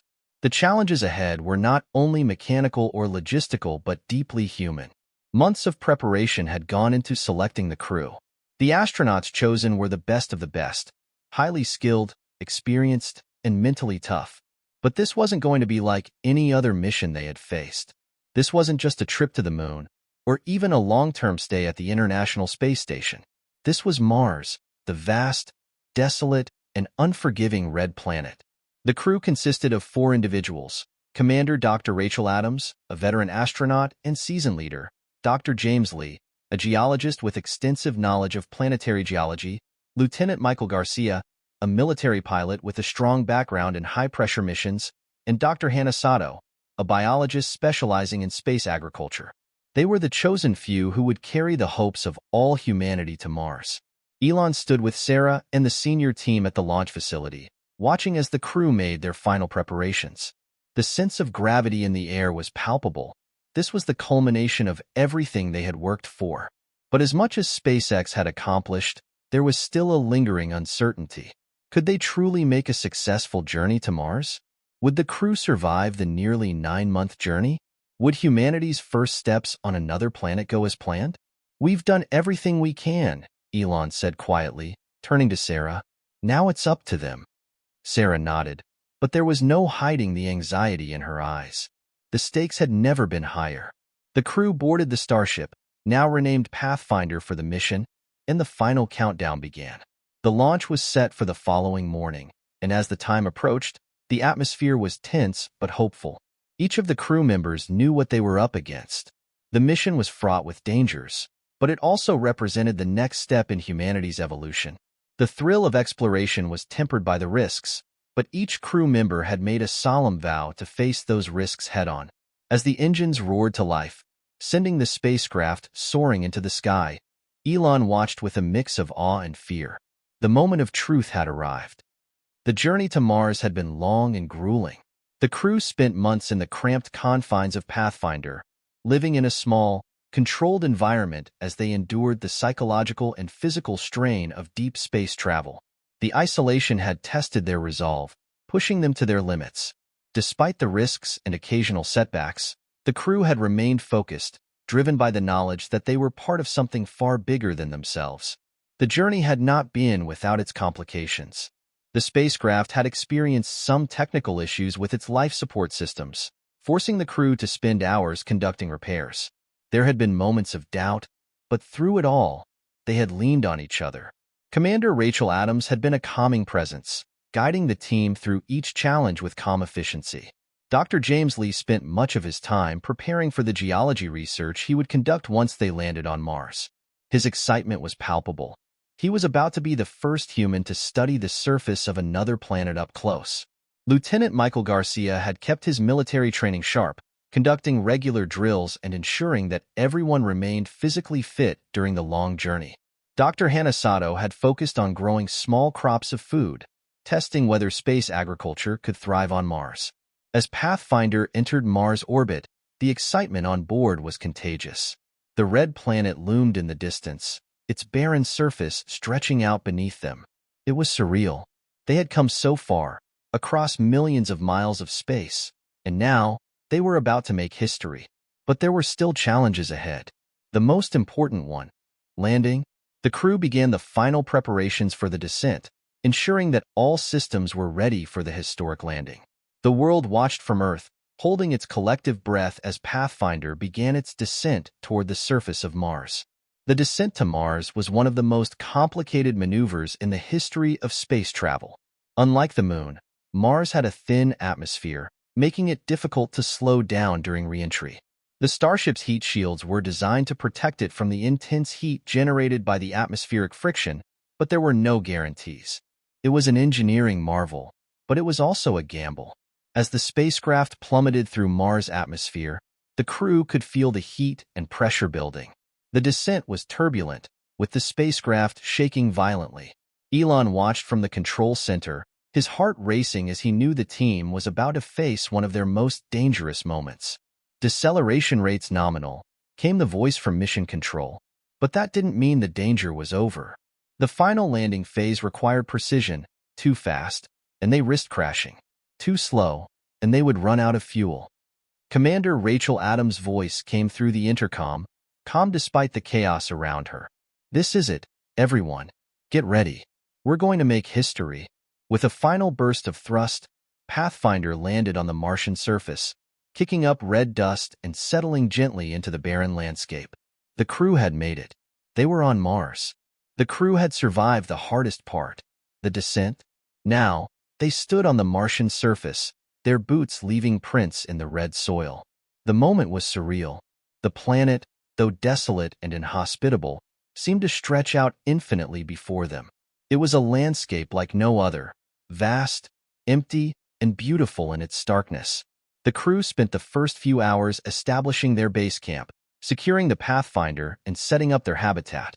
They began their initial scientific experiments, testing the Martian soil, collecting data on the atmosphere, and setting up equipment to start growing food. Every action was a monumental task, a testament to the incredible human spirit of exploration and survival. As the sun set on the Martian horizon, casting long shadows across the surface, Commander Rachel Adams stood on a small rise, looking out over the red plains. Her mind raced with the weight of what they had accomplished. They were the first humans to set foot on another planet. "Mission accomplished," she whispered to herself, before turning back to her crew. "Now, let's make history." The first steps on Mars were a moment of triumph for humanity, but the crew is just beginning their journey. What do you think will be the most difficult challenge they'll face on the surface of Mars? Is it surviving the environment, the isolation, or something else? Share your thoughts with us in the comments below. The first few days on Mars were a whirlwind of activity and discovery. The crew was alive with the excitement of being the first humans to set foot on the Martian surface, but the reality of their situation was never far from their minds. They weren't tourists on an exotic adventure. They were pioneers, living in a hostile, unforgiving environment with no option for rescue if something went wrong. The habitat module, where the crew would live and work, had been designed to withstand the harsh conditions on Mars. It was airtight, pressurized, and shielded from radiation. The crew had enough supplies to last for several months, but the plan was always to become self-sustaining as quickly as possible. Growing food, extracting water from the soil, and creating oxygen. All of these were essential for their long-term survival. The first task was to establish their life support systems, making sure that the air was breathable and the habitat was functioning properly.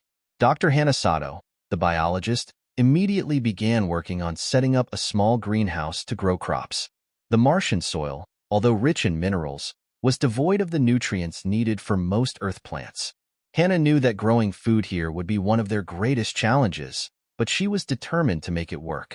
The first test crop would be hardy, fast-growing vegetables, lettuce, radishes, and peas. Meanwhile, Dr. James Lee, the geologist, began exploring the surrounding terrain. Mars was a geologist's dream, with its ancient rocks and vast, untouched landscape. James spent hours collecting samples and analyzing the Martian soil, eager to learn more about the planet's history and whether it had ever been capable of supporting life. Lieutenant Michael Garcia, the military pilot, was tasked with monitoring their communications and ensuring that the team stayed in close contact with mission control back on Earth. His role was vital, as it was his responsibility to ensure that the systems on Pathfinder were functioning properly, and to be ready to take over in case of any emergency. But it wasn't just the technical challenges that loomed large. The crew was also facing the profound psychological strain of isolation. Mars was more than 33 million miles away from Earth, and there was no going back. They were cut off from their families, their friends, and the entire world. The sheer isolation was taking its toll, and it was only a matter of time before the long months on Mars began to wear them down. It didn't take long for the harsh reality of living on Mars to rear its head. On the 7th day of their mission, disaster struck. It was late in the Martian evening when the life support system in their habitat began to malfunction. The oxygen levels started to dip slowly, almost imperceptibly at first, but enough to send the crew into immediate action. The last thing they wanted was for the system to fail completely, putting everyone's lives in danger. "Rachel, oxygen levels are falling. We need to get to the control panel now," Hannah's voice crackled through the comms. Rachel Adams, the mission commander, immediately sprang into action. She rushed to the control panel, where Sarah back at Mission Control had sent over the diagnostic reports. The system was designed to be fail-safe, but something had gone wrong. There was a leak in the oxygen tank, and they needed to fix it before the air supply dropped any further. The team worked frantically, using the emergency tools in their survival kit. But this wasn't a simple fix. The leak was inside the habitat's main oxygen supply module, and the repairs needed specialized equipment that they had left behind on Earth. "We can't fix this with what we have," Rachel said, her voice tight with frustration. "If we can't get the oxygen back to normal, we're looking at a serious problem." James, always the optimist, suggested that they try to seal the leak temporarily using the spare materials in their kit. It wasn't perfect, but it was the only solution they had. As Hannah worked on the greenhouse, Rachel and James turned their attention to the oxygen system, struggling to stabilize the atmosphere in the habitat. Hours passed. The tension was palpable as the crew continued their efforts to patch the oxygen system.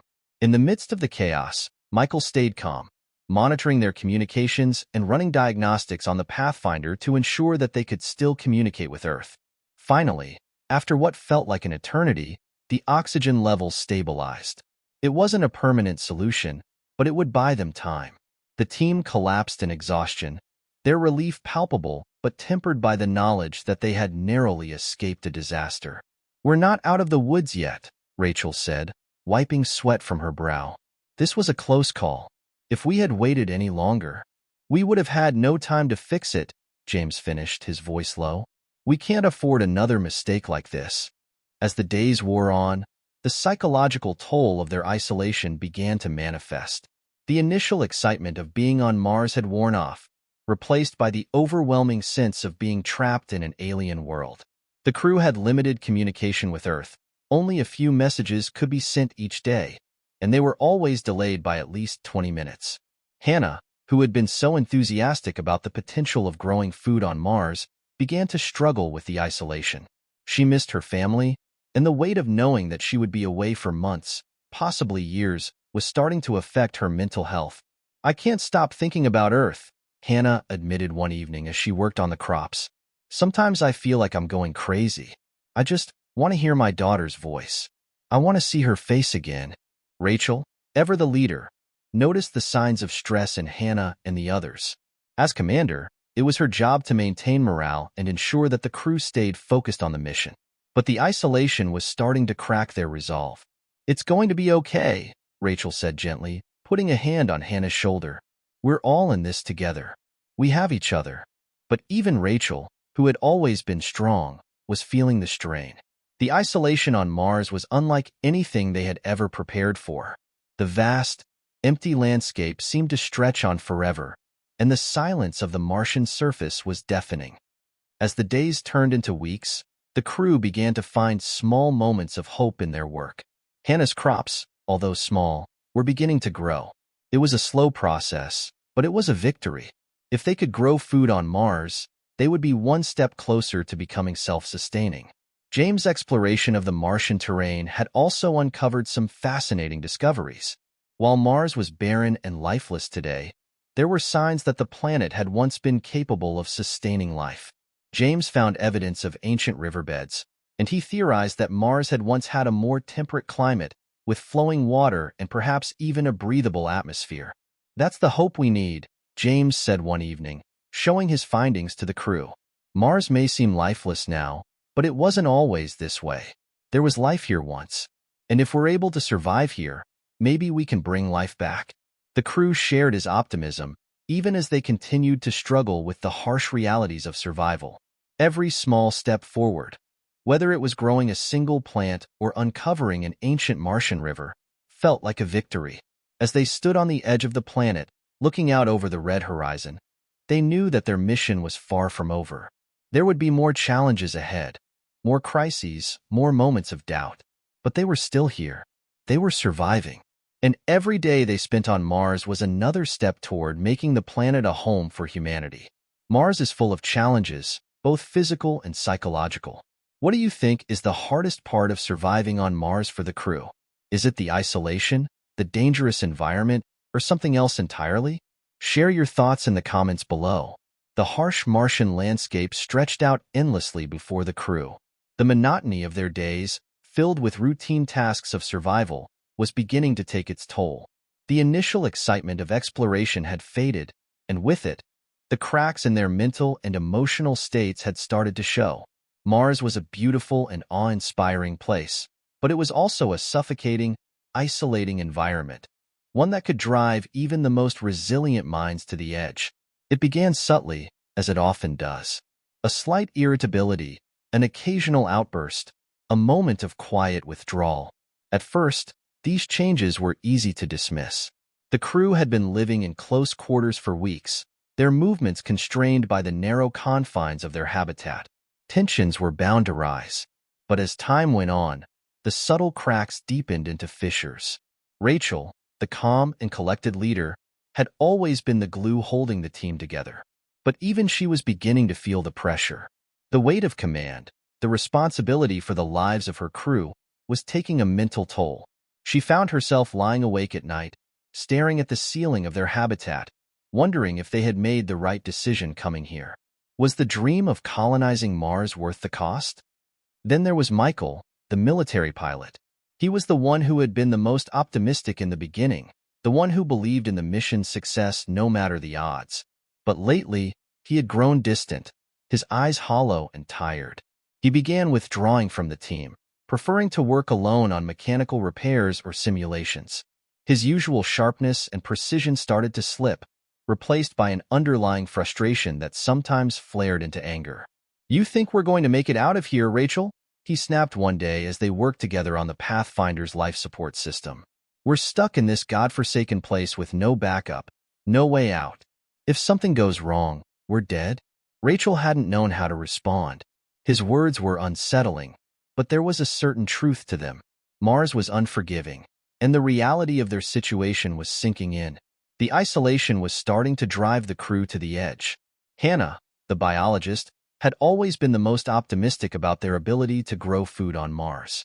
But with every failed experiment, with every crop that withered and died despite her best efforts, her spirit began to crack.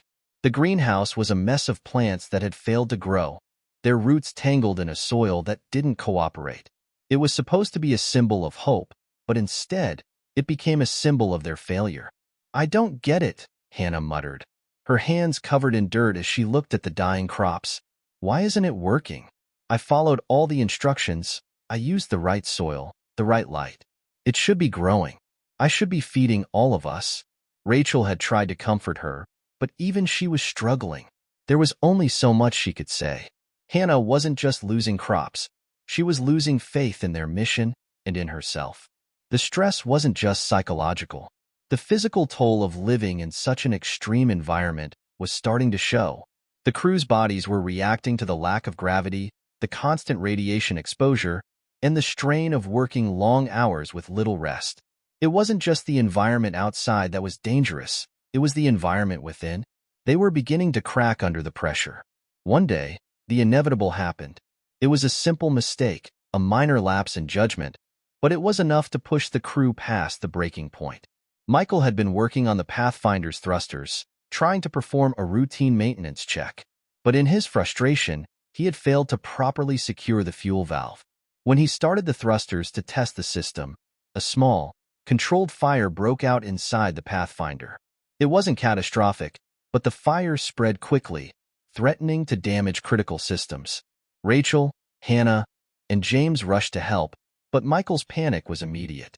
His hands shook as he tried to control the fire, his breath coming in ragged gasps. "Michael, calm down," Rachel shouted as she grabbed the fire extinguisher. I can't. I don't know if I can fix this," Michael muttered, his voice cracking with fear. "We're going to die here. This is how it ends." The fire was quickly put out, but the damage had been done. The incident sent shockwaves through the crew. It was no longer just about the technical challenges of surviving on Mars. The crew's mental state was beginning to unravel, and no one was sure how much longer they could hold it together. Back at Mission Control on Earth, the situation was being closely monitored. The team at SpaceX had been aware of the psychological strain the crew was under, but they were also acutely aware that there were no easy solutions. SpaceX had prepared for many scenarios, but this wasn't something that could be fixed with a wrench or a software update. The team was being tested in ways they hadn't anticipated. Elon Musk, who had been closely following the mission, began to receive reports of the crew's declining mental health. He knew that the road to Mars would be long and fraught with obstacles, but seeing the team struggle so much brought a new level of urgency to the mission. It wasn't just about getting to Mars, it was about ensuring that humanity could survive there. "What happens if we don't make it?" Sarah asked one evening as she stood beside Elon, watching the data on the crew's mental and physical states. "If they break under the pressure, we lose everything. Not just this mission, but the dream of colonization." Elon stood in silence for a moment, his mind racing. He had always known that space exploration was a gamble, but the personal toll it took on the astronauts was something he hadn't fully considered. Mars was not a playground. It was a brutal test of human endurance, and the crew was feeling it. "We can't fail them," Elon said, his voice firm. "We have to find a way to help them. They're counting on us. They've gone farther than anyone else has, but they can't do this alone. We need to send them the support they need. Mentally, physically, emotionally."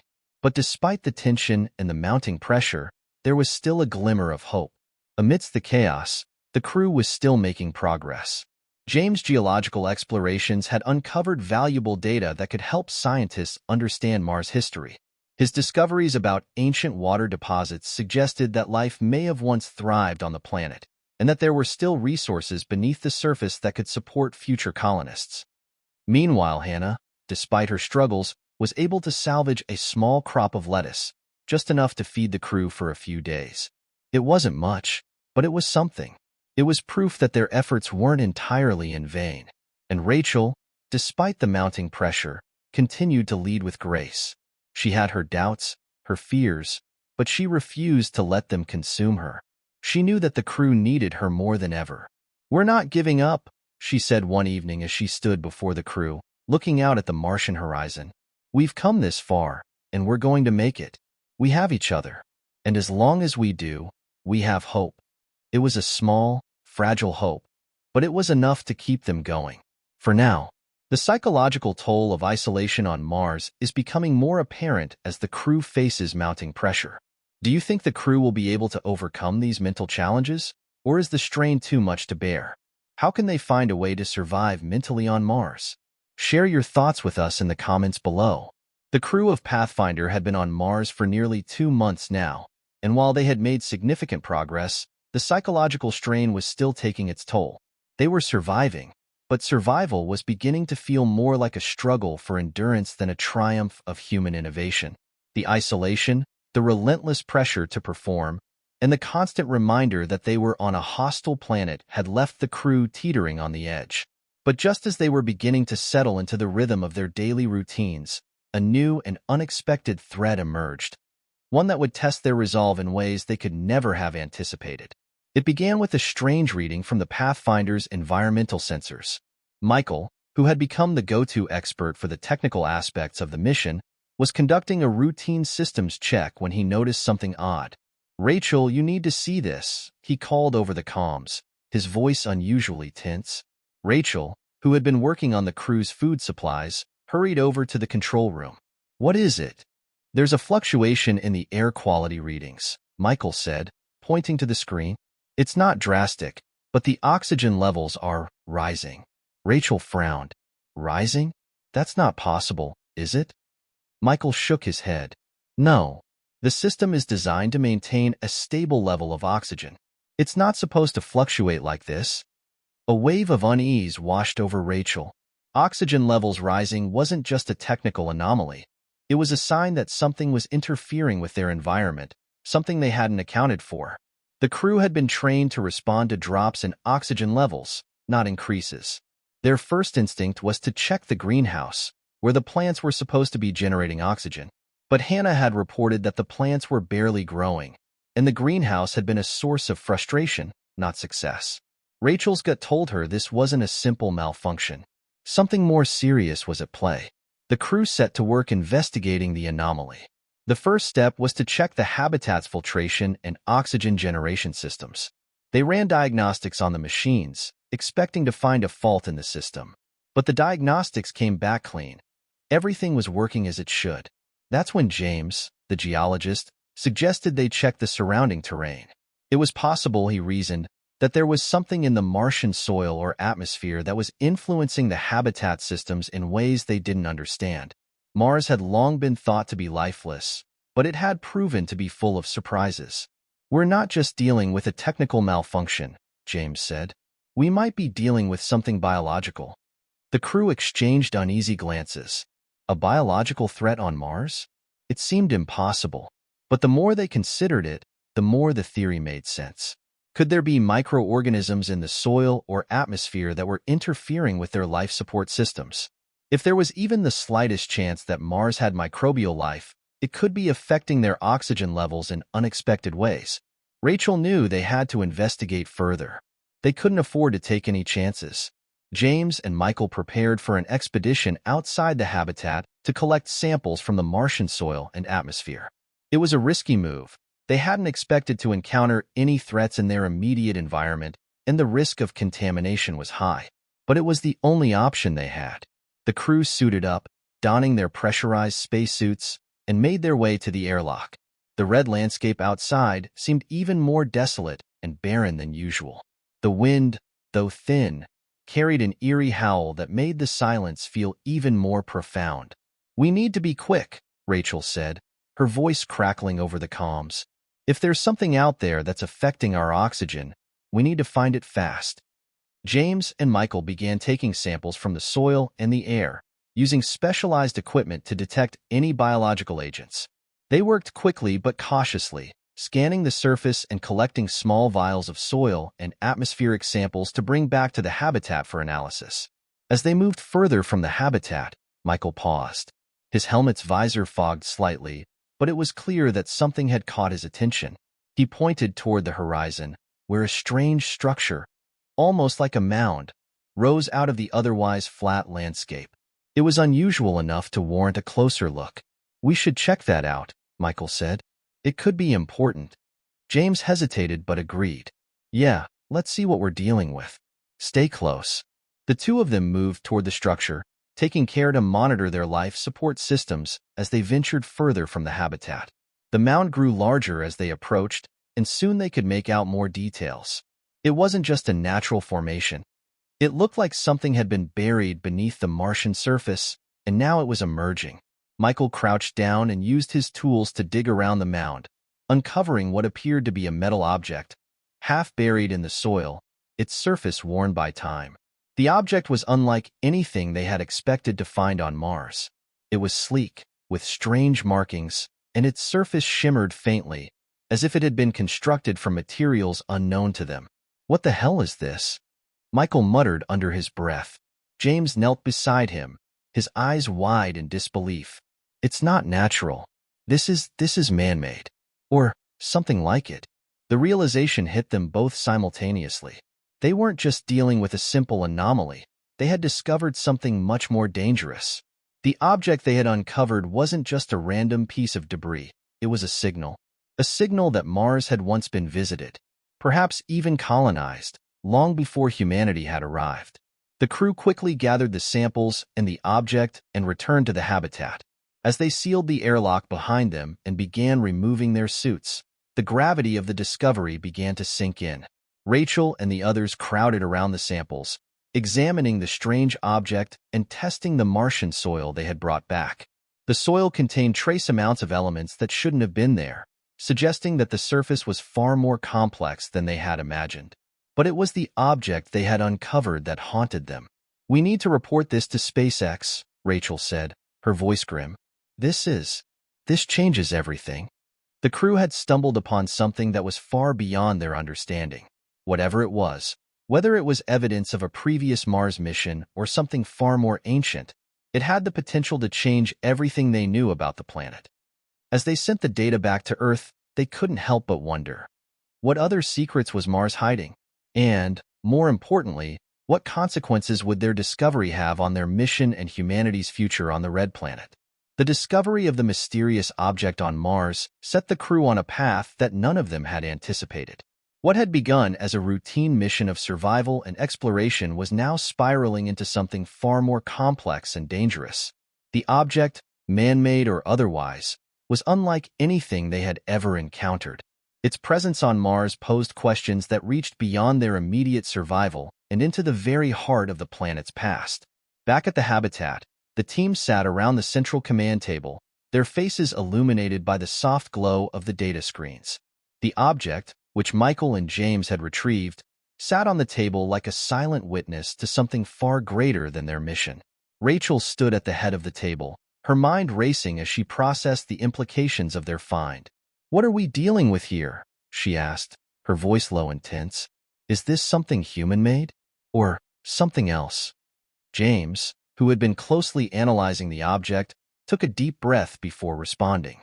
"It's definitely man-made, but it's not from any known civilization. The materials are unlike anything we've ever seen before. We're talking about an alloy with properties that don't match anything in our records." Michael, still visibly shaken by the encounter, leaned back in his chair, rubbing his face. "It's not just the object that bothers me. It's the location. This thing was buried beneath the surface of Mars, and it was sealed tight. Whatever it is, it's been here for a long time. Longer than we have, for sure." Rachel's mind began to connect the dots. If this object had been here for a long time, it could be evidence of something far older than humanity. Could Mars have been visited before?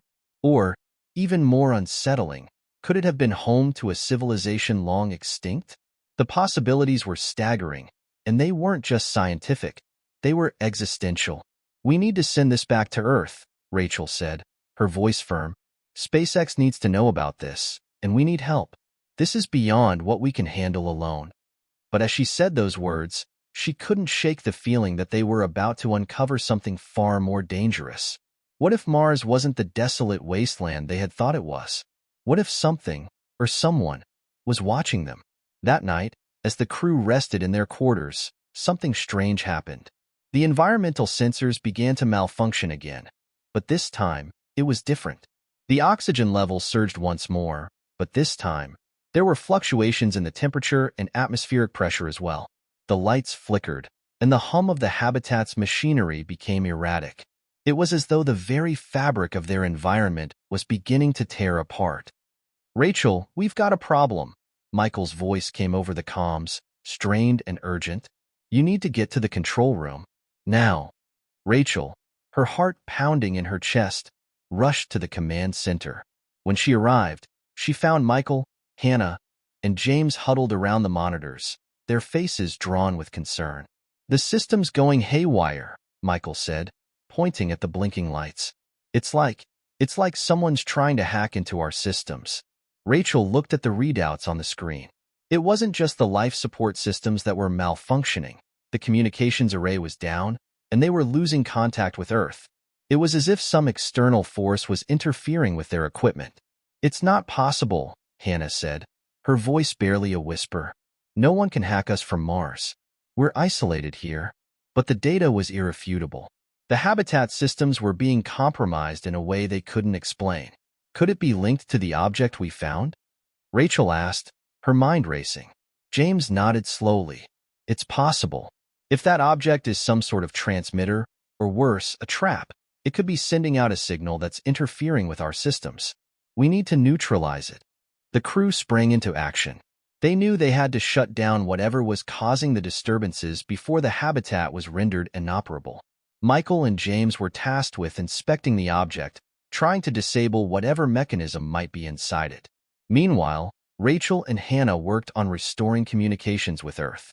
As they worked, the situation continued to deteriorate. The air was becoming thick with tension, and the crew was beginning to feel the effects of the stress. The pressure was mounting, and they couldn't afford to make mistakes. If they didn't fix this soon, they would lose everything. It was Michael who finally discovered the truth. Inside the object was a small, hidden compartment, and inside that compartment was a strange, glowing device. It wasn't a transmitter. It was something far more sinister. "It's a signal emitter," Michael said, his voice barely above a whisper. "This thing, it's been transmitting a signal into space for God knows how long." Rachel's blood ran cold. But to who? Or what? James, who had been scanning the device with his tools, looked up in alarm. "I think we just woke it up. We've triggered something that's been dormant for millennia." With the device fully exposed, Michael and James tried to deactivate it. But when they attempted to disconnect the power source, something strange happened. The device seemed to pulse, as if it were responding to their presence. And then, for the first time, it sent out a signal, a deep, resonating hum that shook the habitat. The walls seemed to vibrate, and the crew's monitors flickered erratically. And then, the most shocking thing happened. A message appeared on their screens. It was a text, simple and cryptic, but it sent chills down their spines. "We know you're here. Leave now, before it's too late." The message was direct, threatening, and unmistakably clear. Whatever had sent it, it knew they were on Mars, and it wanted them gone. Rachel stood frozen, staring at the words. It felt as though the room had gotten colder, the air heavier. The crew had always known that Mars was a harsh, unforgiving place, but this was something else entirely. There was an intelligence behind the message, something aware of their presence. It was a warning, and it came from somewhere, or someone, beyond their comprehension. Who could have sent this? Michael asked, his voice hoarse. "What is it?" Rachel looked around at the faces of her crew, each one reflecting the same shock and fear. They had come to Mars with dreams of discovery, of humanity's future, but now they were faced with something much darker. A hidden force on Mars had been watching them, waiting for them to uncover its secrets. And now, it was giving them a choice: leave, or face the consequences. For the first time since they had arrived, the crew was truly terrified. They didn't know if they could trust their own instincts, or if they were simply pawns in a much larger game. "What if we can't fix this?" Hannah asked, her voice trembling. Rachel's mind raced as she tried to process everything. "We have to report this to SpaceX immediately. We need backup, reinforcements.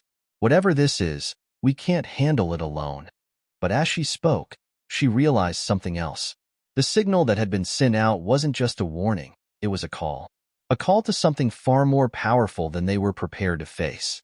And the real question now was, what was waiting for them on Mars, and what would happen if they stayed? The message had been clear, and the consequences of ignoring it were impossible to ignore. The crew was at a crossroads. Mars, which had once seemed like an uninhabited desert, was now an enigma, one that had revealed its secrets in a way they could not fully comprehend. The mysterious object, the strange signal, and the cryptic warning had all converged into a terrifying reality. Rachel stood at the head of the control room, staring at the glowing message on the screen. Her fingers hovered over the communication panel, ready to send a distress signal to Earth. But something held her back. There was a growing sense of dread, a nagging feeling that they might be walking into something far more dangerous than they had prepared for. "Rachel, we have to act fast," Michael's voice broke through her thoughts. "We need to contact SpaceX before whatever's out there gets any worse." "I know," she said, her voice low, "but we don't even know what we're dealing with. If we send this signal, and it triggers something else, I'm not sure we're ready for it." The crew exchanged uneasy glances. They had come to Mars with the ambition to explore, to learn, and to conquer the challenges of living on another planet. But now, they were confronting something far beyond their wildest expectations. The message had warned them to leave, But that wasn't an option. Not for Rachel. Not for any of them. They had committed to this mission, and they couldn't just abandon it. But the growing sense of unease weighed heavily on all of them. Was the warning a threat, or was it simply a plea for help from some unknown entity? And if they left, would they be running from something that could follow them home? After a long, silent pause, Rachel finally spoke. We can't go back yet. Not until we understand what's really going on here. Hannah, who had been monitoring the data from the device, looked up sharply. What do you mean? We're not prepared for whatever this is. We've been on Mars for weeks, and the longer we stay, the more dangerous it gets. I know, Rachel said, her voice firm, but if we leave without understanding what we've found, we'll never know if we were right to come here in the first place. We need to stay. We need to find answers. Michael nodded reluctantly. Okay, but we need to be prepared. We can't underestimate whatever is out there. If that message was a warning, it's probably just the tip of the iceberg. James, who had been quiet up until this point, spoke up.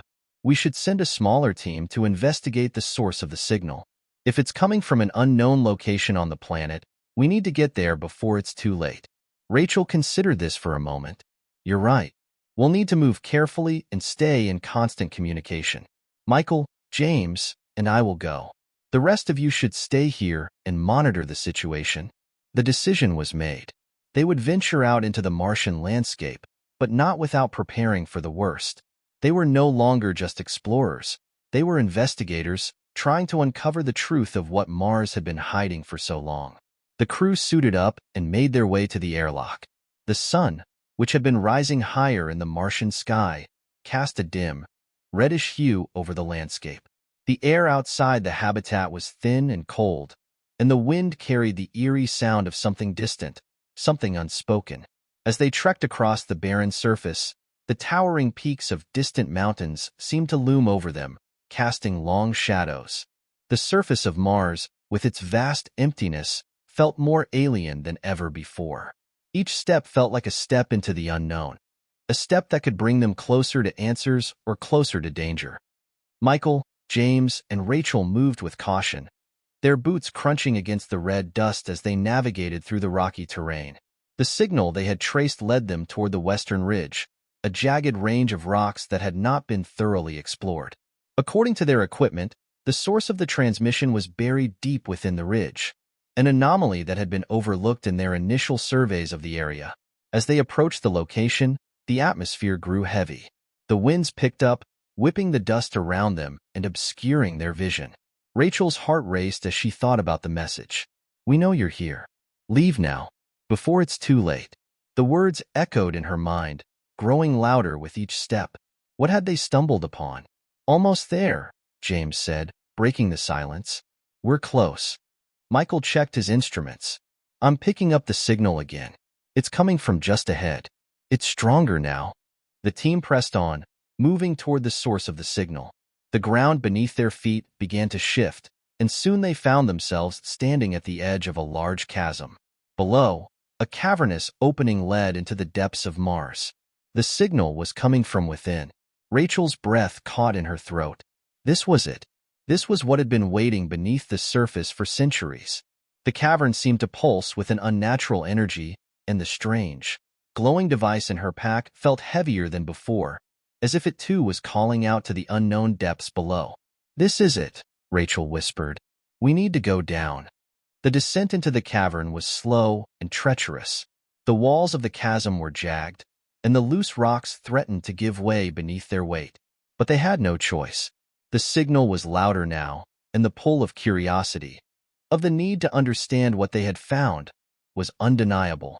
As they moved deeper into the cavern, the air grew colder, and the atmosphere thickened. The light from their headlamps cast eerie shadows against the walls, and strange markings began to appear, etched into the rock. These were not natural formations. Someone had carved them into the stone long ago. Rachel stopped to examine the markings, her fingers tracing the lines on the wall. The symbols were foreign, yet familiar in some way. It was as if they had seen these symbols before, but could not place them. They were ancient, older than anything they had encountered on Mars. Do you think these symbols are connected to the signal? James asked, his voice reverberating in the narrow space. "I think they're part of the same message," Rachel replied. "But who could have left them? And why here?" As they continued, the passage widened into a large underground chamber. The air was thick with dust and the unmistakable scent of something metallic. At the center of the chamber stood a massive structure, an alien device, similar in shape to the object they had found earlier but far larger and more intricate. The signal was strongest now. It was coming from this structure, this monument to a civilization they had never known. "This is it," Michael said, awe and fear in his voice. "This is what's been sending the signal. Whatever it is, it's been here for a long time." Rachel approached the structure slowly, feeling a deep sense of foreboding. She reached out to touch it, and as her fingers brushed against its surface, the room seemed to hum with energy. The lights on their helmets flickered, and the ground beneath them shook as if the very foundation of Mars was reacting to their presence. Suddenly, the structure began to move. The hum grew louder, and the walls of the cavern trembled. The ancient machine, which had lain dormant for centuries, was waking up. "Get back!" James shouted, grabbing Rachel's arm. But it was too late. The structure's core illuminated, casting a bright, blinding light that enveloped the team. Rachel's heart pounded in her chest as she realized what had just happened. They had triggered something far beyond their understanding, and they had no idea what the consequences would be.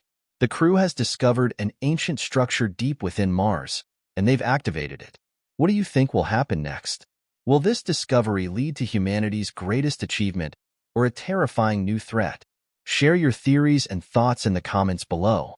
The bright, blinding light from the ancient structure enveloped the crew, leaving them disoriented and blind. The hum, a deep and resonant vibration, reverberated through their entire bodies, almost as though it were coming from deep within the very bones of Mars. Rachel felt her heart racing, her breath quickening. The air around them felt charged, alive with a strange energy, as if the planet itself was responding to their intrusion. "Get down!"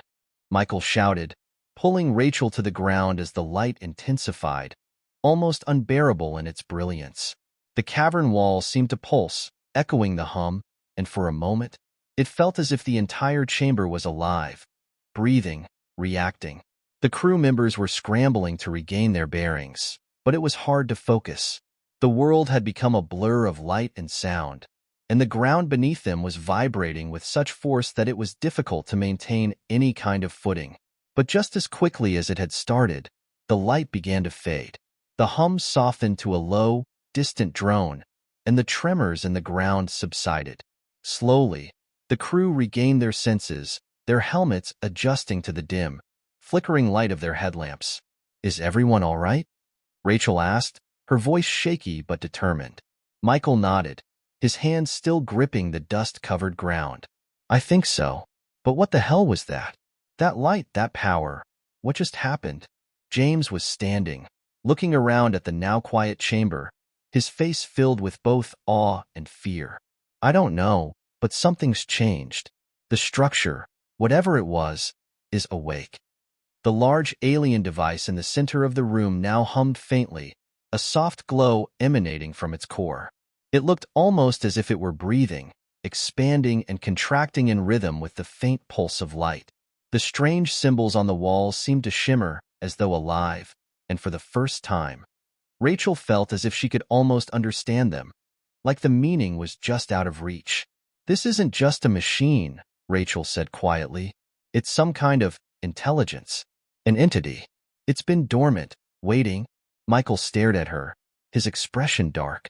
"But why now? Why wake up now, after all this time?" Rachel shook her head, her thoughts racing. "I don't know, but I think the signal we found, the warning, it wasn't just a threat. It was a call, a message, or a plea for help. Whatever this is, it's not from us. It's been waiting for something, or someone." James took a cautious step toward the device, his hand reaching out as if to touch it.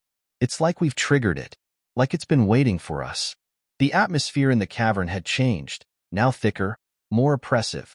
Every breath felt heavier, the air laden with a sense of foreboding. As James's fingers grazed the surface of the device, a low, resonant sound filled the air. It was not a voice, but something more, a deep vibration, almost as if the structure itself were trying to communicate. Rachel's heart skipped a beat. The hum grew louder again, more intense, as the structure responded to James's touch. Then, without warning, the symbols on the walls flared up, glowing with an intense, fiery red. The ground beneath them shook again, more violently this time, and the crew scrambled for stability. The once silent walls now seemed to whisper in a language they couldn't understand. Then, a voice broke through the chaos, loud, clear, and somehow inside their heads. "Why did you come?" The voice, though not physical, resonated in their minds like a powerful force. It wasn't an ordinary sound. It was more like a message broadcast directly into their consciousness. The crew froze, staring at each other, their faces pale with shock. "We didn't mean to disturb you," Rachel said, her voice trembling, though she tried to sound calm. "We came here seeking answers. We didn't know." "You should not have come," the voice interrupted, its tone cold, distant. "It is too late." The words reverberated in the chamber, and for a moment, Rachel felt as though the air had thickened to the point where she couldn't breathe. The walls around them seemed to close in, the light dimming as the temperature in the room plummeted. Fear gripped her chest, tightening like a vice. "Who are you?" Michael managed to ask, his voice shaking. "What are you?" "I am the remnant of an ancient civilization," the voice responded, each word like a bolt of energy crackling in the air. "We were the first to walk on this world. You have disturbed a sacred sleep." Rachel's mind raced. This wasn't just a machine or a structure. It was a consciousness, an intelligence left behind by a civilization long gone. An entity that had been in deep slumber, waiting for the moment when someone would awaken it. "What do you want from us?" Rachel asked, feeling a cold sweat forming on her brow. "We do not want you. We want you to leave." The voice was growing more insistent, more commanding. A sense of urgency pulsed through the chamber. The walls were vibrating again, the ground shaking beneath their feet. It felt as though the entire cavern was about to collapse. James stepped forward, his voice hesitant but desperate. "We can't leave yet. We've uncovered something here. We need to understand. Please, tell us what happened to your people. What did you do?" For a moment, there was silence, as if the entity were considering his words. "We went too far. We tried to control the universe, to harness its power. But we did not understand. We brought the end upon ourselves. Now you have stirred the same destiny." Rachel's breath caught in her throat. "What do you mean? What happened?" The voice's tone turned colder. "You cannot escape the consequences of your actions. You will bring the end to your people, just as we brought it to ours. It has already begun." The chamber shook again, more violently this time. The crew was thrown off balance, struggling to stay on their feet. The ground cracked beneath them, sending dust and debris falling from the ceiling. "We need to get out of here," Michael shouted, grabbing Rachel's arm. But Rachel stood frozen, staring at the device, her mind racing. The ancient civilization had made the same mistake they were about to make. They had sought power beyond their understanding, and it had destroyed them. And now, it seemed, the same fate was coming for humanity. "Leave now, or you will share our fate," the voice intoned, as the structure began to vibrate with increasing intensity. "The time has come for the final choice." Suddenly, the light from the structure flared brighter than ever, blinding them all. The air grew thick with energy, and it felt as though the entire cavern was coming to life. The crew stumbled back, their hearts pounding with fear and confusion. As the light reached its peak, everything went black. The crew has just awakened an ancient, powerful entity on Mars, and the consequences are now threatening humanity. What do you think will happen next? Is it too late for the crew to escape their fate, or can they still find a way to prevent the impending doom? Share your thoughts and theories in the comments below. The darkness was absolute. Rachel's mind swirled in a haze of confusion as she tried to make sense of the events that had just transpired. The light, blinding, overwhelming, and all-consuming, had shut everything out. The hum, the voice, the weight of Mars pressing down on them. All of it vanished, leaving only an eerie silence. She was no longer sure where she was. Her body felt heavy, her limbs almost unresponsive, as though the air itself had thickened into some kind of oppressive fluid. She tried to call out, but no sound emerged. Panic began to creep in, but it was hard to tell whether it was real or just a figment of her fraying consciousness. Then, the silence shattered. "Wake up!" The voice. The same chilling, disembodied voice from the structure. This time, it was not inside her head. It echoed from all around her, penetrating, unrelenting, like a command. The words were sharp, and the weight of them was crushing. She gasped, finally regaining control of her body and her breath. Rachel opened her eyes. She was still in the cavern, but it was no longer the same. The walls seemed to have shifted, the stone now translucent and glowing with an eerie, unnatural light. It was as if the entire chamber had transformed into something alive, a place where reality and the unknown intertwined. The air was thick with energy, buzzing and humming, and the structure at the center was no longer merely dormant. It was awake, alive. The other crew members were standing nearby, looking just as confused and unsettled. Michael's face was pale, his eyes wide with fear. James, who had been the most outspoken about continuing the mission, now stood motionless, as if frozen by the enormity of what had happened. "You have been given a choice." The voice again, its tone distant yet commanding. "The choice that will decide the fate of your species." Rachel could feel her heart pounding in her chest as the voice reverberated around them. She took a step forward, trying to regain control of her thoughts. "What do you mean? What choice? What are you asking us to do? Your people have come to this world with the same ambition that destroyed us. You think you can master the universe, control it, but you do not understand the consequences." The walls of the cavern shimmered again, and for the briefest moment, Rachel saw something beyond the stone. Visions of a once great civilization, thriving on Mars. She saw them building, creating, and then, in an instant, falling into chaos. Cities crumbled, skies darkened, and the very ground beneath them split open in fiery destruction. The images vanished as quickly as they had come. Rachel swallowed hard, the weight of their situation sinking in. They had awakened something ancient and powerful, and now the fate of humanity rested on their decisions. "What happened to your people?" she asked, her voice barely above a whisper. "What did you do to yourselves? We thought we could control the unknown. We risked everything. We wanted to bend the universe to our will." The voice grew colder.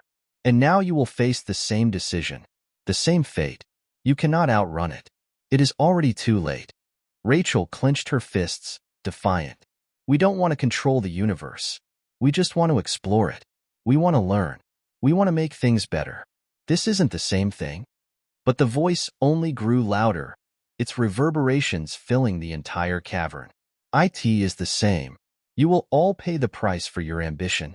The hum that followed was deafening, and the structure at the center began to pulse with an intense, blinding light. It felt as though the entire cavern was vibrating in unison with the energy emanating from the device. The crew staggered back, shielding their eyes. Then, without warning, the light exploded outward in a shockwave of force. Rachel was knocked off her feet, tumbling to the ground. The air crackled, and the ground beneath them shifted violently as though the planet itself was reacting. "Rachel!" Michael's voice pierced through the chaos as he grabbed her arm, pulling her upright. The light faded, but the aftermath of it lingered, the air still humming with an energy that made their skin crawl. "You have no time left," the voice intoned. "The decision is yours. Leave now, and you will escape the consequences. Or stay, and you will become the harbingers of the end, for your world and your people." Rachel's heart raced, her thoughts in turmoil. There was no easy answer. The voice had warned them. The entity had made it clear that their pursuit of knowledge, their ambition, could lead to the destruction of everything they held dear. But leaving Mars, abandoning everything they had worked for, everything they had fought for, seemed impossible. Could they really just turn their backs on everything? Could they let their dream of exploring the stars die? She looked to Michael and James. They were both staring at her, waiting for a decision. Their faces were filled with uncertainty, fear, yes, but also hope. They had come so far. Could they really walk away now? But then, something shifted within Rachel. Deep within her gut, a realization settled. They had to do more than just run from the threat. They couldn't allow fear to dictate their actions. She turned to the structure, her gaze unwavering. "We don't have to make the same mistakes you did," Rachel said, her voice steady despite the tremor in the air. "We can learn from what happened to you. We'll take the knowledge you've given us and use it to ensure our people don't make the same mistakes. We won't seek to control the universe, but we won't let fear stop us from learning either. We will find a way to coexist with the unknown." There was silence. For a long moment, the entity said nothing. The air grew still, and the faint hum of the cavern faded into an uncomfortable quiet. Then, the voice spoke again, softer this time. "You may be right. Your people may have a chance. But know this, the universe is not kind. It will test you. It will break you. But if you stand firm, if you choose wisdom over ambition, you may survive what we could not." A wave of energy pulsed outward, and the ground beneath them shifted once again. The structure, now dim, began to recede into the stone, its glow fading as it settled back into a deep, dormant state. "The decision is yours. Your world. Your future. We will watch." The voice fell silent. The crew stood in stunned silence, each of them processing the gravity of what had just transpired. The entity had given them a chance, a warning, a choice, and they had made it. They would leave Mars, but they would take the lessons of the past with them. They would return home, armed with knowledge and a new understanding of the dangers that lay ahead. Rachel turned to her crew, her voice strong. "We can't change the past, but we can shape the future. We've been given a chance to make a difference, and we will." The crew has made their choice, and Mars has revealed a warning of the potential dangers humanity may face. What do you think will happen when they return to Earth with the knowledge they've uncovered? Will humanity heed their warning or repeat the same mistakes? Share your thoughts in the comments below and join the conversation.